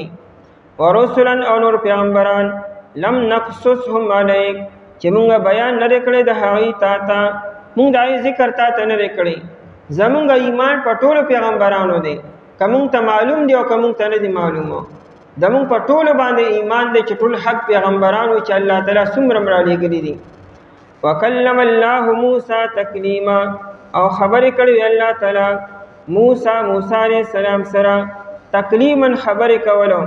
الله تعالی موسی علیہ السلام سره کلام کړو. نو تکلیما دې دې لپاره وایي چې چا به وایي چې ګنې موسی علیہ السلام سره به د فرشتې په واسطې سره به کلام شوي، نو تکلیما وایي چې نه، براه راست د الله تعالی او د موسی علیہ السلام کې ترجمانی کوونکې فرشته نه وه. الله تعالی په خپله براه راست موسی علیہ السلام سره خبرې کولې، او دا کلام د الله تعالی صفت دی. الله تعالی موسی علیہ السلام سره کلام کړی دی. نور انبیاء کرام علیهم السلام سره کلام د فرشتو په واسطې سره شوی دی. په دې انبیاء کرامو کې 3 نبیان داسې دي چې دې سره الله تعالی په خپله کلام کړی دی. یو آدم علیه السلام دی، یو د مونږ پیغمبر نبی علیه السلام دی چې د معراج په شپه باندې براه راست الله تعالی نبی علیه السلام سره کلام کړی دی. خو د موسی علیه السلام په کلیم الله باندې مشهور دی، د سره ډېرې پیرې شوی دی. دا د دې امتیازي او خصوصي صفت شو. د دې مطلب دا نه چې ګنې آدم علیه السلام سره یا نبی علیه السلام سره کلام ګنې نه دی شوی، خو دا د دې او ځان له مقام شو، امتیازي خصوصیت او صفت شو. عمره کافي دی. بېشکه مونږ وحی کړی وه تا ته، لکه څنګه چې وحی کړی وه مونږ نوح علیه السلام ته او پیغمبرانو ته رسو ده نه، او وحی کړی وه مونږ ابراهیم علیه السلام ته، اسماعیل علیه السلام ته، اسحاق علیه السلام ته، او یعقوب علیه السلام ته، او اولاد د دې ته، او عیسی علیه السلام ته، ایوب علیه السلام ته، او یونس علیه السلام ته، او هارون علیه السلام او سلیمان علیه السلام ته، او ورکړی وه مونږ داود علیه السلام ته زبور شریفو او نورو پیغمبرانو ته، چې یقینا بیان کړی مونږ د هغوی تا ته مخکې ردینا، او نور پیغمبران چې مونږ بیان نه دی کړی د دې تا ته، او خبرې کړي الله تعالی موسی علیه السلام سره خاص خبرې کول. اعوذ بالله من الشیطان الرجیم، بسم الله الرحمن الرحیم. رسلا مبشرين ومنذرين لئلا يكون للناس على الله حجة بعد الرسل وكان الله عزيزا حكيما. لكن الله يشهد بما أنزل إليك أنزله بعلمه والملائكة يشهدون وكفى بالله شهيدا. رسلا او لګلو مونږه پیغمبران مبشرین زیر ورکونکي ومنذرین او ير ورکونکي لئلا يكون د پاره دی چې پاتې نشي للناس د خلکو د پاره علی الله په الله تعالی باندې حجة سدلیل حجة سعذر بعد الرسل رستو دلیگلو د پیغمبرانونا وکان الله عزیزا حکیما او دی اللہ تعالی غالبا حکمت والا لیکن اللہ یشہد، لیکن اللہ تعالی گواہی کی، بما پہاس انزل الیکا چی نازل کردے تا طرف تا، انزلہو نازل کردے اغی لرا، بعلمه پخپل خاص علم سرا، والملائکۃ یشہدون او فرشتی گواہی کوي، وکفا باللہ شہیدا او کافی دے اللہ تعالی گواہی کونکی۔ پڑھنبنی آیت مبارکہ کے د پیغمبرانو د مبعوث کولو درالیگلو حکمت بیانی۔ پیغمبران چې الله تعالی دنیا ته رالیږي د هغې دوه مقصد وي، فرمان بردارو ته تابعدارو ته خوشخبري ورکوي، زیری ورکوي د جنت او د الله تعالی د خوشحالو د رضامندۍ، او چې کم خلک نافرمانه وي نه مني هغې ته یره ورکوي د عذابونو نه، د هغې د حساب کتاب نه۔ دا د پیغمبر کار دی چې خلک مطمئن شي او خلک پویه کی۔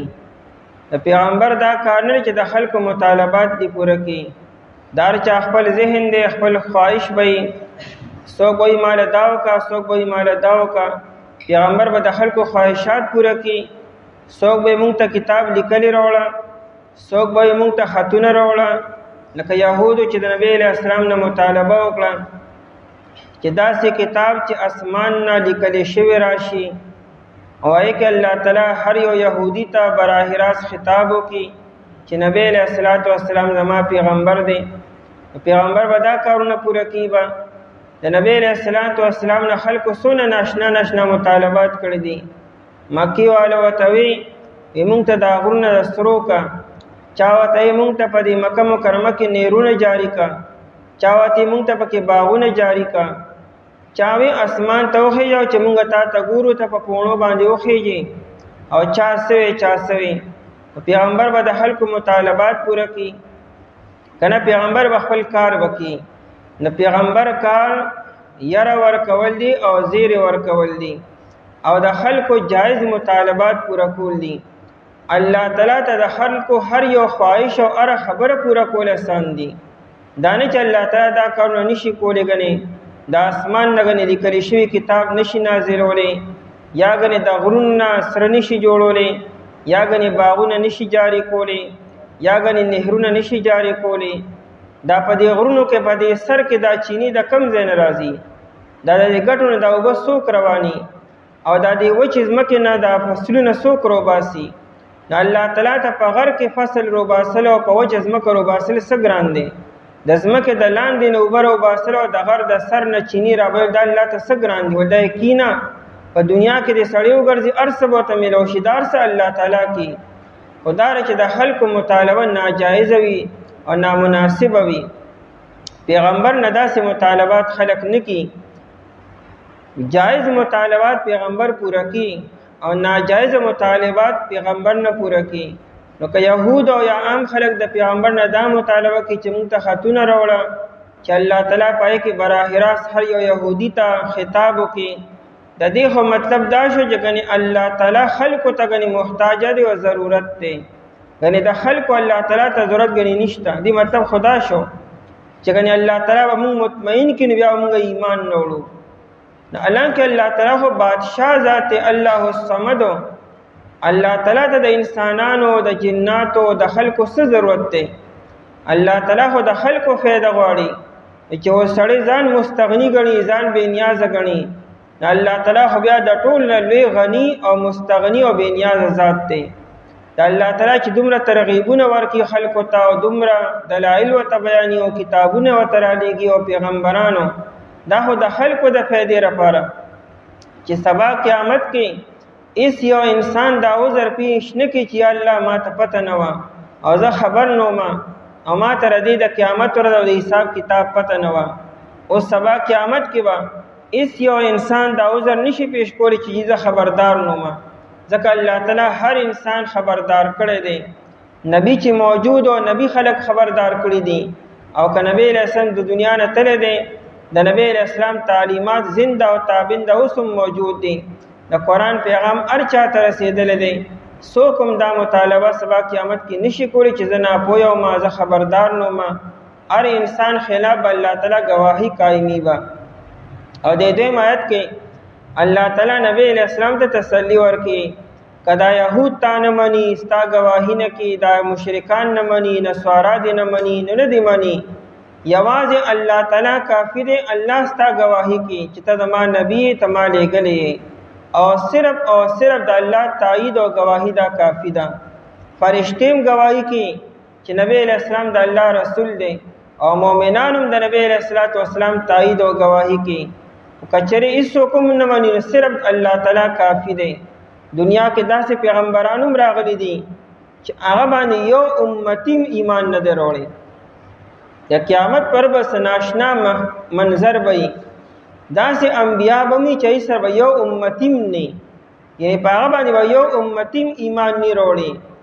نو الله تعالی به دغه نبی نعوذ بالله ملامت کینه چې تاسو کولو، تا دونه یو تن تیار نه کو، تا 10 کاله او 20 کاله او 30 کاله مهنت کو، نو یو تن دې تیار نه کړی شو. نه، پیغمبر پاس ته او پاس به دنیا کې هم پاس ته، الته هم پاسي. داسې پیغمبران به وي چې سره صرف یو نبی وي، او چا سره دوا او چا سره ډیرو. د ټولو نه زیات متبعین او ایمان والا به نبی علیہ السلام سره وي. نو پیغمبران فیل کیږي نه، که یو تن هم تیار نشو پیغمبر بیا هم پاس دی، او خلق ناکام شو، خلق فیل شو چې پیغمبر تابعداریونه کی. رسولا مبشرین، د آیت کې د انبیاء کرامو د بعثت مقصد بیانی او حکمت بیانی. الله پیغمبران د سره پر را لېږي. نو رسولن او موږ را لېږلي پیغمبرانو مبشرین زیر ورکوونکي، مبشرین زیر ورکوونکي، خوشخبری ورکوونکي. بشارت او خوشخبری ته وي. انسان چې ښه خبر اوري دا مخ یې وخاندي، کولو شي، ځکه انسان ته بشر وایي. د انسان دا سرمن ښکاري، د حیواناتو د مرغو سرمن نه ښکاري، په بڼو کې او په ویښتو کې پټه وي، او د انسان د بدن سرمن ښکاري. دې چې خپل خبر اوري دا اثر فوراً د انسان په سرمن باندې وکړي، ځکه انسان ته بشر وایي. نو مبشرین زیر ورکوونکي، خوشخبری ورکوونکي. پیغمبر خلکو ته خوشخبری ورکړي چې تاسو دا وکړئ، تاسو ته به دا اجر میلو شي، دا ثواب به میلو شي، دا کریډټ به تاسو ته میلو شي، دا انعام به تاسو ته میلو شي. د جنت او تذکرې ورته کړي.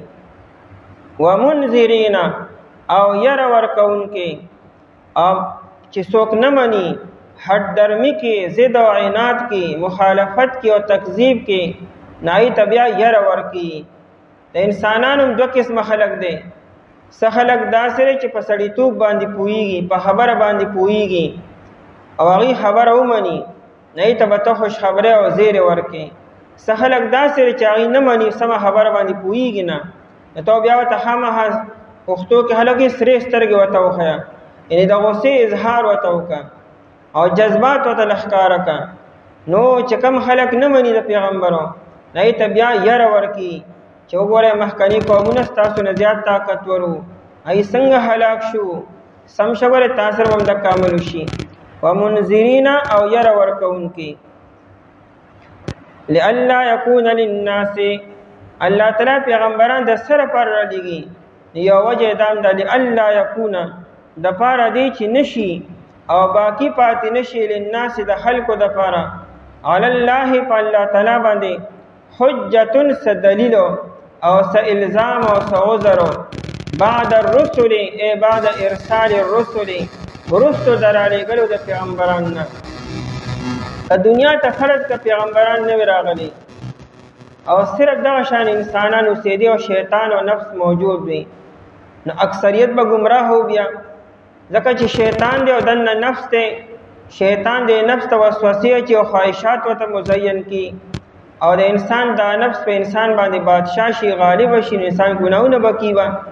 نو ټوله زندگی او په ګناونو کې په غفلت کې تیر شي، او دی و مړ شي، او چې سما قیامت کې دنه مطالبه شي او حساب کتاب سره کې دی ما ته پته نه و. نو دا لا عذر چا پیش کول شو سبا قیامت کې ما ته پته نه و، ما ته چا ویلی نو چې دا سره روانه ده. نو خلق په دې کې لا ګرم بوله ان خلکو به دا عذر پیش کولی شو چې موږ ته پته نه وه څوک راغلي نو موږ ته ستا تعارف چا کړی نو او د قیامت د ورځې خبرداری موږ ته چا راکړې نو. لیکن چې الله تعالی پیغمبران راولېږلو او کتابونه رالو او پیغمبرانو خلک ښه په پښتو کې پوهه کړو. هر یو نبی چې قوم ته راځي د قوم په ژبه کې راځي، د قوم نوي او د قوم په ژبه کې خلک پوهه کی او یو پیرم نی بار هر یو نبی چې دی هغه دانه چې یو پیر خبره کړو بیا ته تل چې معنی کنه نه منه نه پای کې موجود دی او خلک خو بار پوهه کړی دی. اوس سبا قیامت کې اس یو انسان دانش ویل چې الله ما ته پته نه و زه خبردار نوم. هر انسان خبردار دی، هر انسان پوهه دی. لئلا یکون للناس علی الله حجة بعد الرسل. کچره فرض ک الله تعالی پیغمبران نه را لېږلي او هیڅوک هم خبردار کړي نه وي، بیا هم الله تعالی ته حق حاصل دی چې سبا قیامت کې خلکو نه مطالبه وکړي چې تاسو ولې نه منلي او زما توحید ولې نه اختیار کړي. نو الله تعالی بادشاہ دی، څوک ته تپوس نشي کولی، لیکن الله تعالی حکیم دی. وچ په مچ چاله عذاب نه ورکی او وچ په مچ یو انسان تکلیف کې نه مبتلا کی. الله تعالی غواړي چې دا بندگان زما تابعدار شي، غواړي دا خبره. الله تعالی مرضی او چاہت هم داده، خو جبر او زبردستی په چا باندې نه کی، ورنه الله تعالی زبردستی پر چا باندې کولی شي.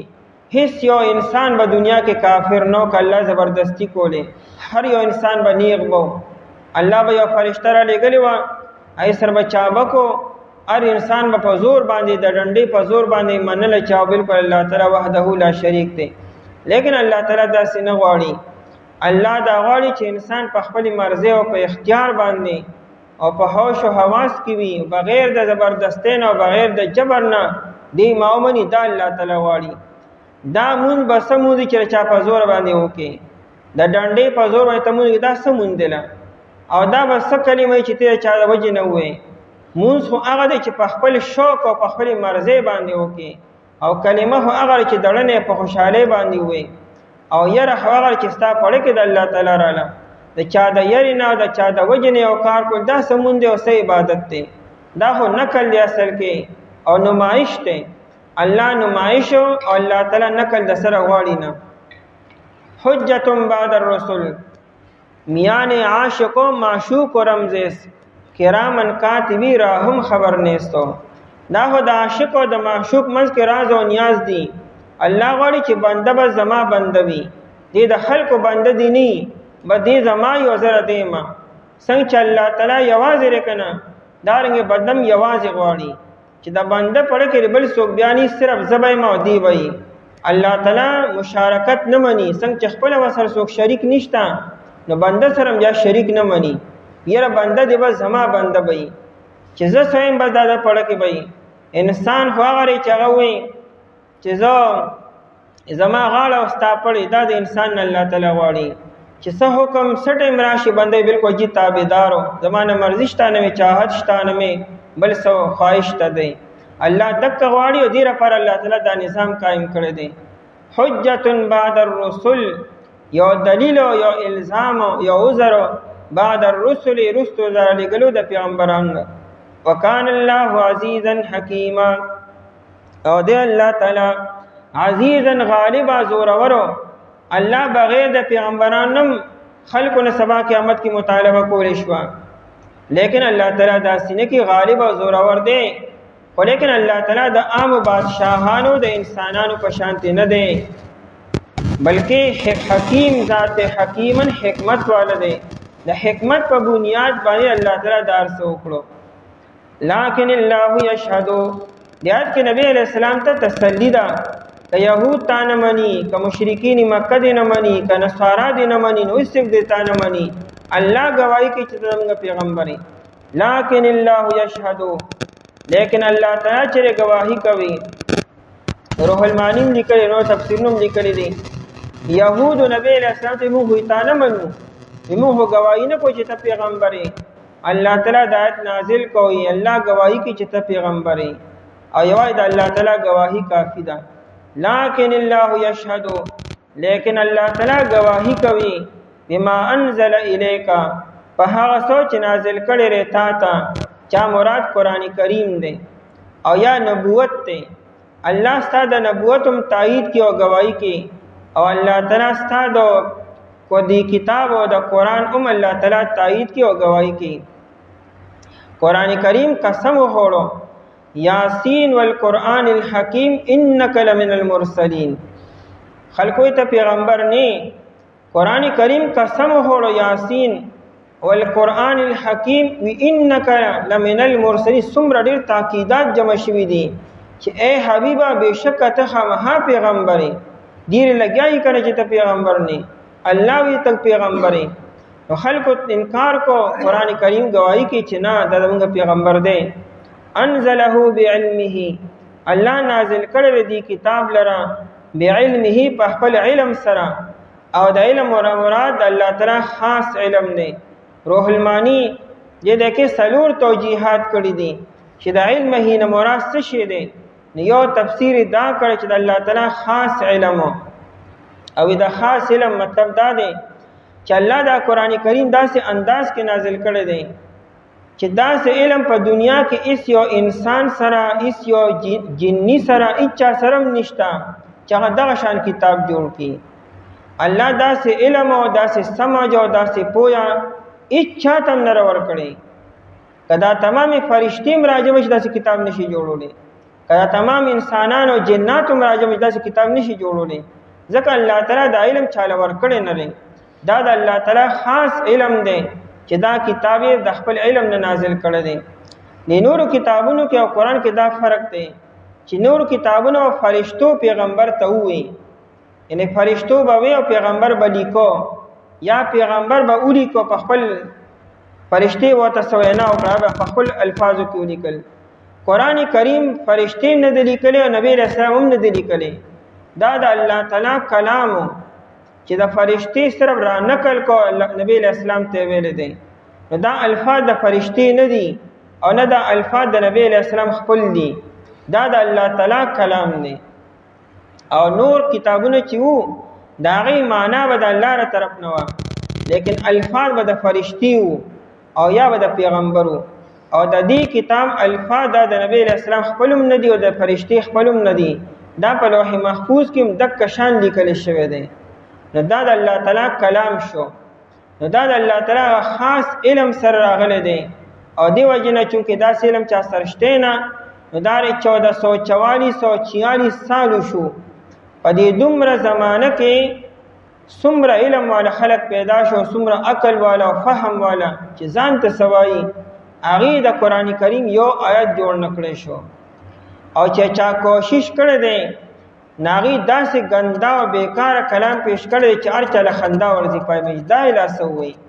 یعنی عام عربي چې څنګه دن هغه شانیم نه دی ویل کنه، ولې دې کلام مقابله کې چراغلی نه. نه الله تعالی منی کارو کې دا عقل والی چا چې د قرآن کریم مقابله لپاره کوشش کړی دی ناس ډېر سمجھدار او خيار یا عقلمند دي، او چې دا د قرآن کریم د مقابله کوشش وکړي نو منی الله تعالی سو کې دا عقل والی. نه هغه بکواسو کې چې نور خلک اوري نوې دا دلا سوي دا سدي، دا خو عام کلامم داسې خلک نه کی چې جای کې د قرآن کریم مقابله دی وشي. ځکه دا الله تعالی په خاص علم سره راغلی دی، بعلمه په خاص علم خپل سره. او یا د بعلمه دیم تفسیر روح المانی دا کړی دی چې الله تعالی پوهه دی چې اے حبیب تر دې پیغمبره اهلی. الله تعالی اسی دانه چې بس یو تل پیغمبري ورکړه او غنه نعوذ بالله الله تعالی دوکه شوه دی. نه، الله ته علمو چې دی وخت کې د پیغمبره مستحق او اهل صرف ته اے حبیبا. په انسانانو کې ستا په شان بل صلاحیت ول انسان بل نشتا او نه به پیدا شي او نه مخکې پیدا شوی دی. تر دې نبوت او د امام الانبیاء جوړېدو اهل ځکه الله تعالی ته حبیب جوړ کړي او امام الانبیاء جوړ کړي. او درې متوجی دا کړی دا چې الله تعالی دا کتاب نازلو نو پدې کې د بندگانو مصلحتونه وو، نو ځکه الله تعالی دا قرآن کریم نازل کو. دا قرآن کریم صرف د قانون کتاب نه دی، دې کې د بندګانو مصلحتونه او خیرخواهی او فائدې دي پکې. هر انسان چې د قران کریم نه څنګه فائدہ اخیستل غواړي هغه شان فائدہ ورته ملاويږي. نن همغه قران کریم سره دم درود د پاره پاتې کو او یا چې سره د کور بنیادونو ختمونه په سرب کو دغه برکتونه پکې مشته دي. او اصل هو قران کریم د یو مقصد د پر راغلی دی چې دا انسان د قران کریم تکینی لک په غور او فکر سره وای په توجه سره چې دا کیفیت چې د الله تعالی کلام دی د پاک زین راغلی دی په پاکه هسته باندې او زو تناستی من ما ته سوای د معنا سم مطالبه کی چې دا انسان دی تکینی ته ډیر څه فائدہ ملو شي. علی رضی الله تعالی عنہ فرمایي ولا تنقضی عجائبه د دې قران کریم عجایبات او علوم بچته ختم نشي. دار 1400 سال شو په لکونو تفسیرونه لیکل شي په لکونو. شان ورشا کشمیری رحمت الله علیه چره 1933 کې وفات شوه دی. هغه وی د قران کریم تر اوسه پورې 2 لک تفسیرونه لیکل شوی دي او دا 2 لک هغه چې مونږ ته معلوم دي په مختلفو جبو کې او دار شاه سے دار 100 سال برابرې دوه والدي. داینه بعد به کم از کم یو 10-15 هزار تفسیرونه بنورم لیکل شوی. لیکن یو مفسر چې یو تفسیر والا هغه دا داو نکړه چې ما د قران کریم ټول علوم راجمع کړو او غني بس ما پوره کړو. هر یو مفسر دا وی زما دا هیڅم ندی ما خو د سمندر یو قطره یو اساس کې نه دی لیکلی. د قران کریم عجایبات او علوم او رموزات او اسرار دا بچته ختم نشي او پوره بنشي. انزله بعلمه الله په خاص علم سره دا کتاب نازل کړل او سرورم قول روح المانی دا کړل چې انزله بعلمه الله دا کتاب نازل کړو اوسې نگرانیم کی دانه چې خلکو ته پرې خو چې سوا سر کوي نو کوي وسره تاسو پوه شئ کتاب پوه شئ. د مخکنو کتابونو په شانته پدې کې څوک تحریف او رد بدل نشي کولی. د دې څو غلطه معنا نشي بیانولی. نو که دنیا کې چاره دی او معنا غلطه بیان کړي دا الله تعالی په هغه وخت کې داسې علما پیدا کړی چې هغه فورن گرفت کړي چې دا معنی غلطه وکړه دا مطلب غلط بیان کو. نه الله تعالی د دې کتاب نگرانی کی او نگرانی بیا په څونه طریقو سره په د فرشتو په ذریعہ سره د علماو په ذریعہ سره د حافظانو صاحبانو په ذریعہ سره او د مؤمنانو په ذریعہ سره الله تعالی دې کتاب نگرانی او حفاظت کی. انزله بعلمه الله تعالی علم نه زموږ کتاب سره څوک سکی چې څوک ادب کی قدر کی الله اوچتی او چې څوک بے ادبی کی ګستاهی کی الله دا سره ورزي چې ذلیل کی بیا. والملائکه یشهدون او فرشتي گواہی کوي. فرشتي د دې خبرې گواہی کوي دا کتاب د الله تعالی دی. لکه فرشتو هورا وړي دی او فرشتہ وایي نه راتنا عارف فرشتي سره نورم ډېر فرشتي په ملګرتیا کې براتلي. وکفا بالله شهیدا او کافی د الله تعالی گواہی کوونکې. کفرز کا فرشتوم گواہی نه کولی نو صرف د الله گواہی کافی ده. بس د الله تعالی تایید او گواہی دا د تمام مخلوقات او د انسانانو د هر څه نه زیاته معتبر ده او صحیح ده چې الله ستاسو تایید او گواہی وکړي. تاسو اندازه ولګئ کله یو زمانی بادشاہ چا په سپورټ کې ودرېږي شاته ودرېږي اسونه مطمئنی ما سره بادشاہ ولار دی. دلته احکم الحاکمین چې هغه گواہی کوي اے حبیبا ته زما نبی او دا زما کتاب دی دا تمامي دنیا د انسانانو څخه حیثیت ته کتا نه مانی. او لګلی مونږه پیغمبران زیر ورکوونکې او ير ورکوونکې د پاره دی چې نشي د خلکو د پاره په الله تعالی باندې دلیل او الزام رستو درا لګلو د پیغمبرانو او د الله تعالی غالبا حکمت والا. لیکن الله تعالی گواہی کوي په هغه څه چې الله تعالی نازل کړي تا نازل کړي دی هغه لپاره په خپل خاص علم سره او فرشتیم گواہی کوي او کافی د الله تعالی گواہی کوونکی.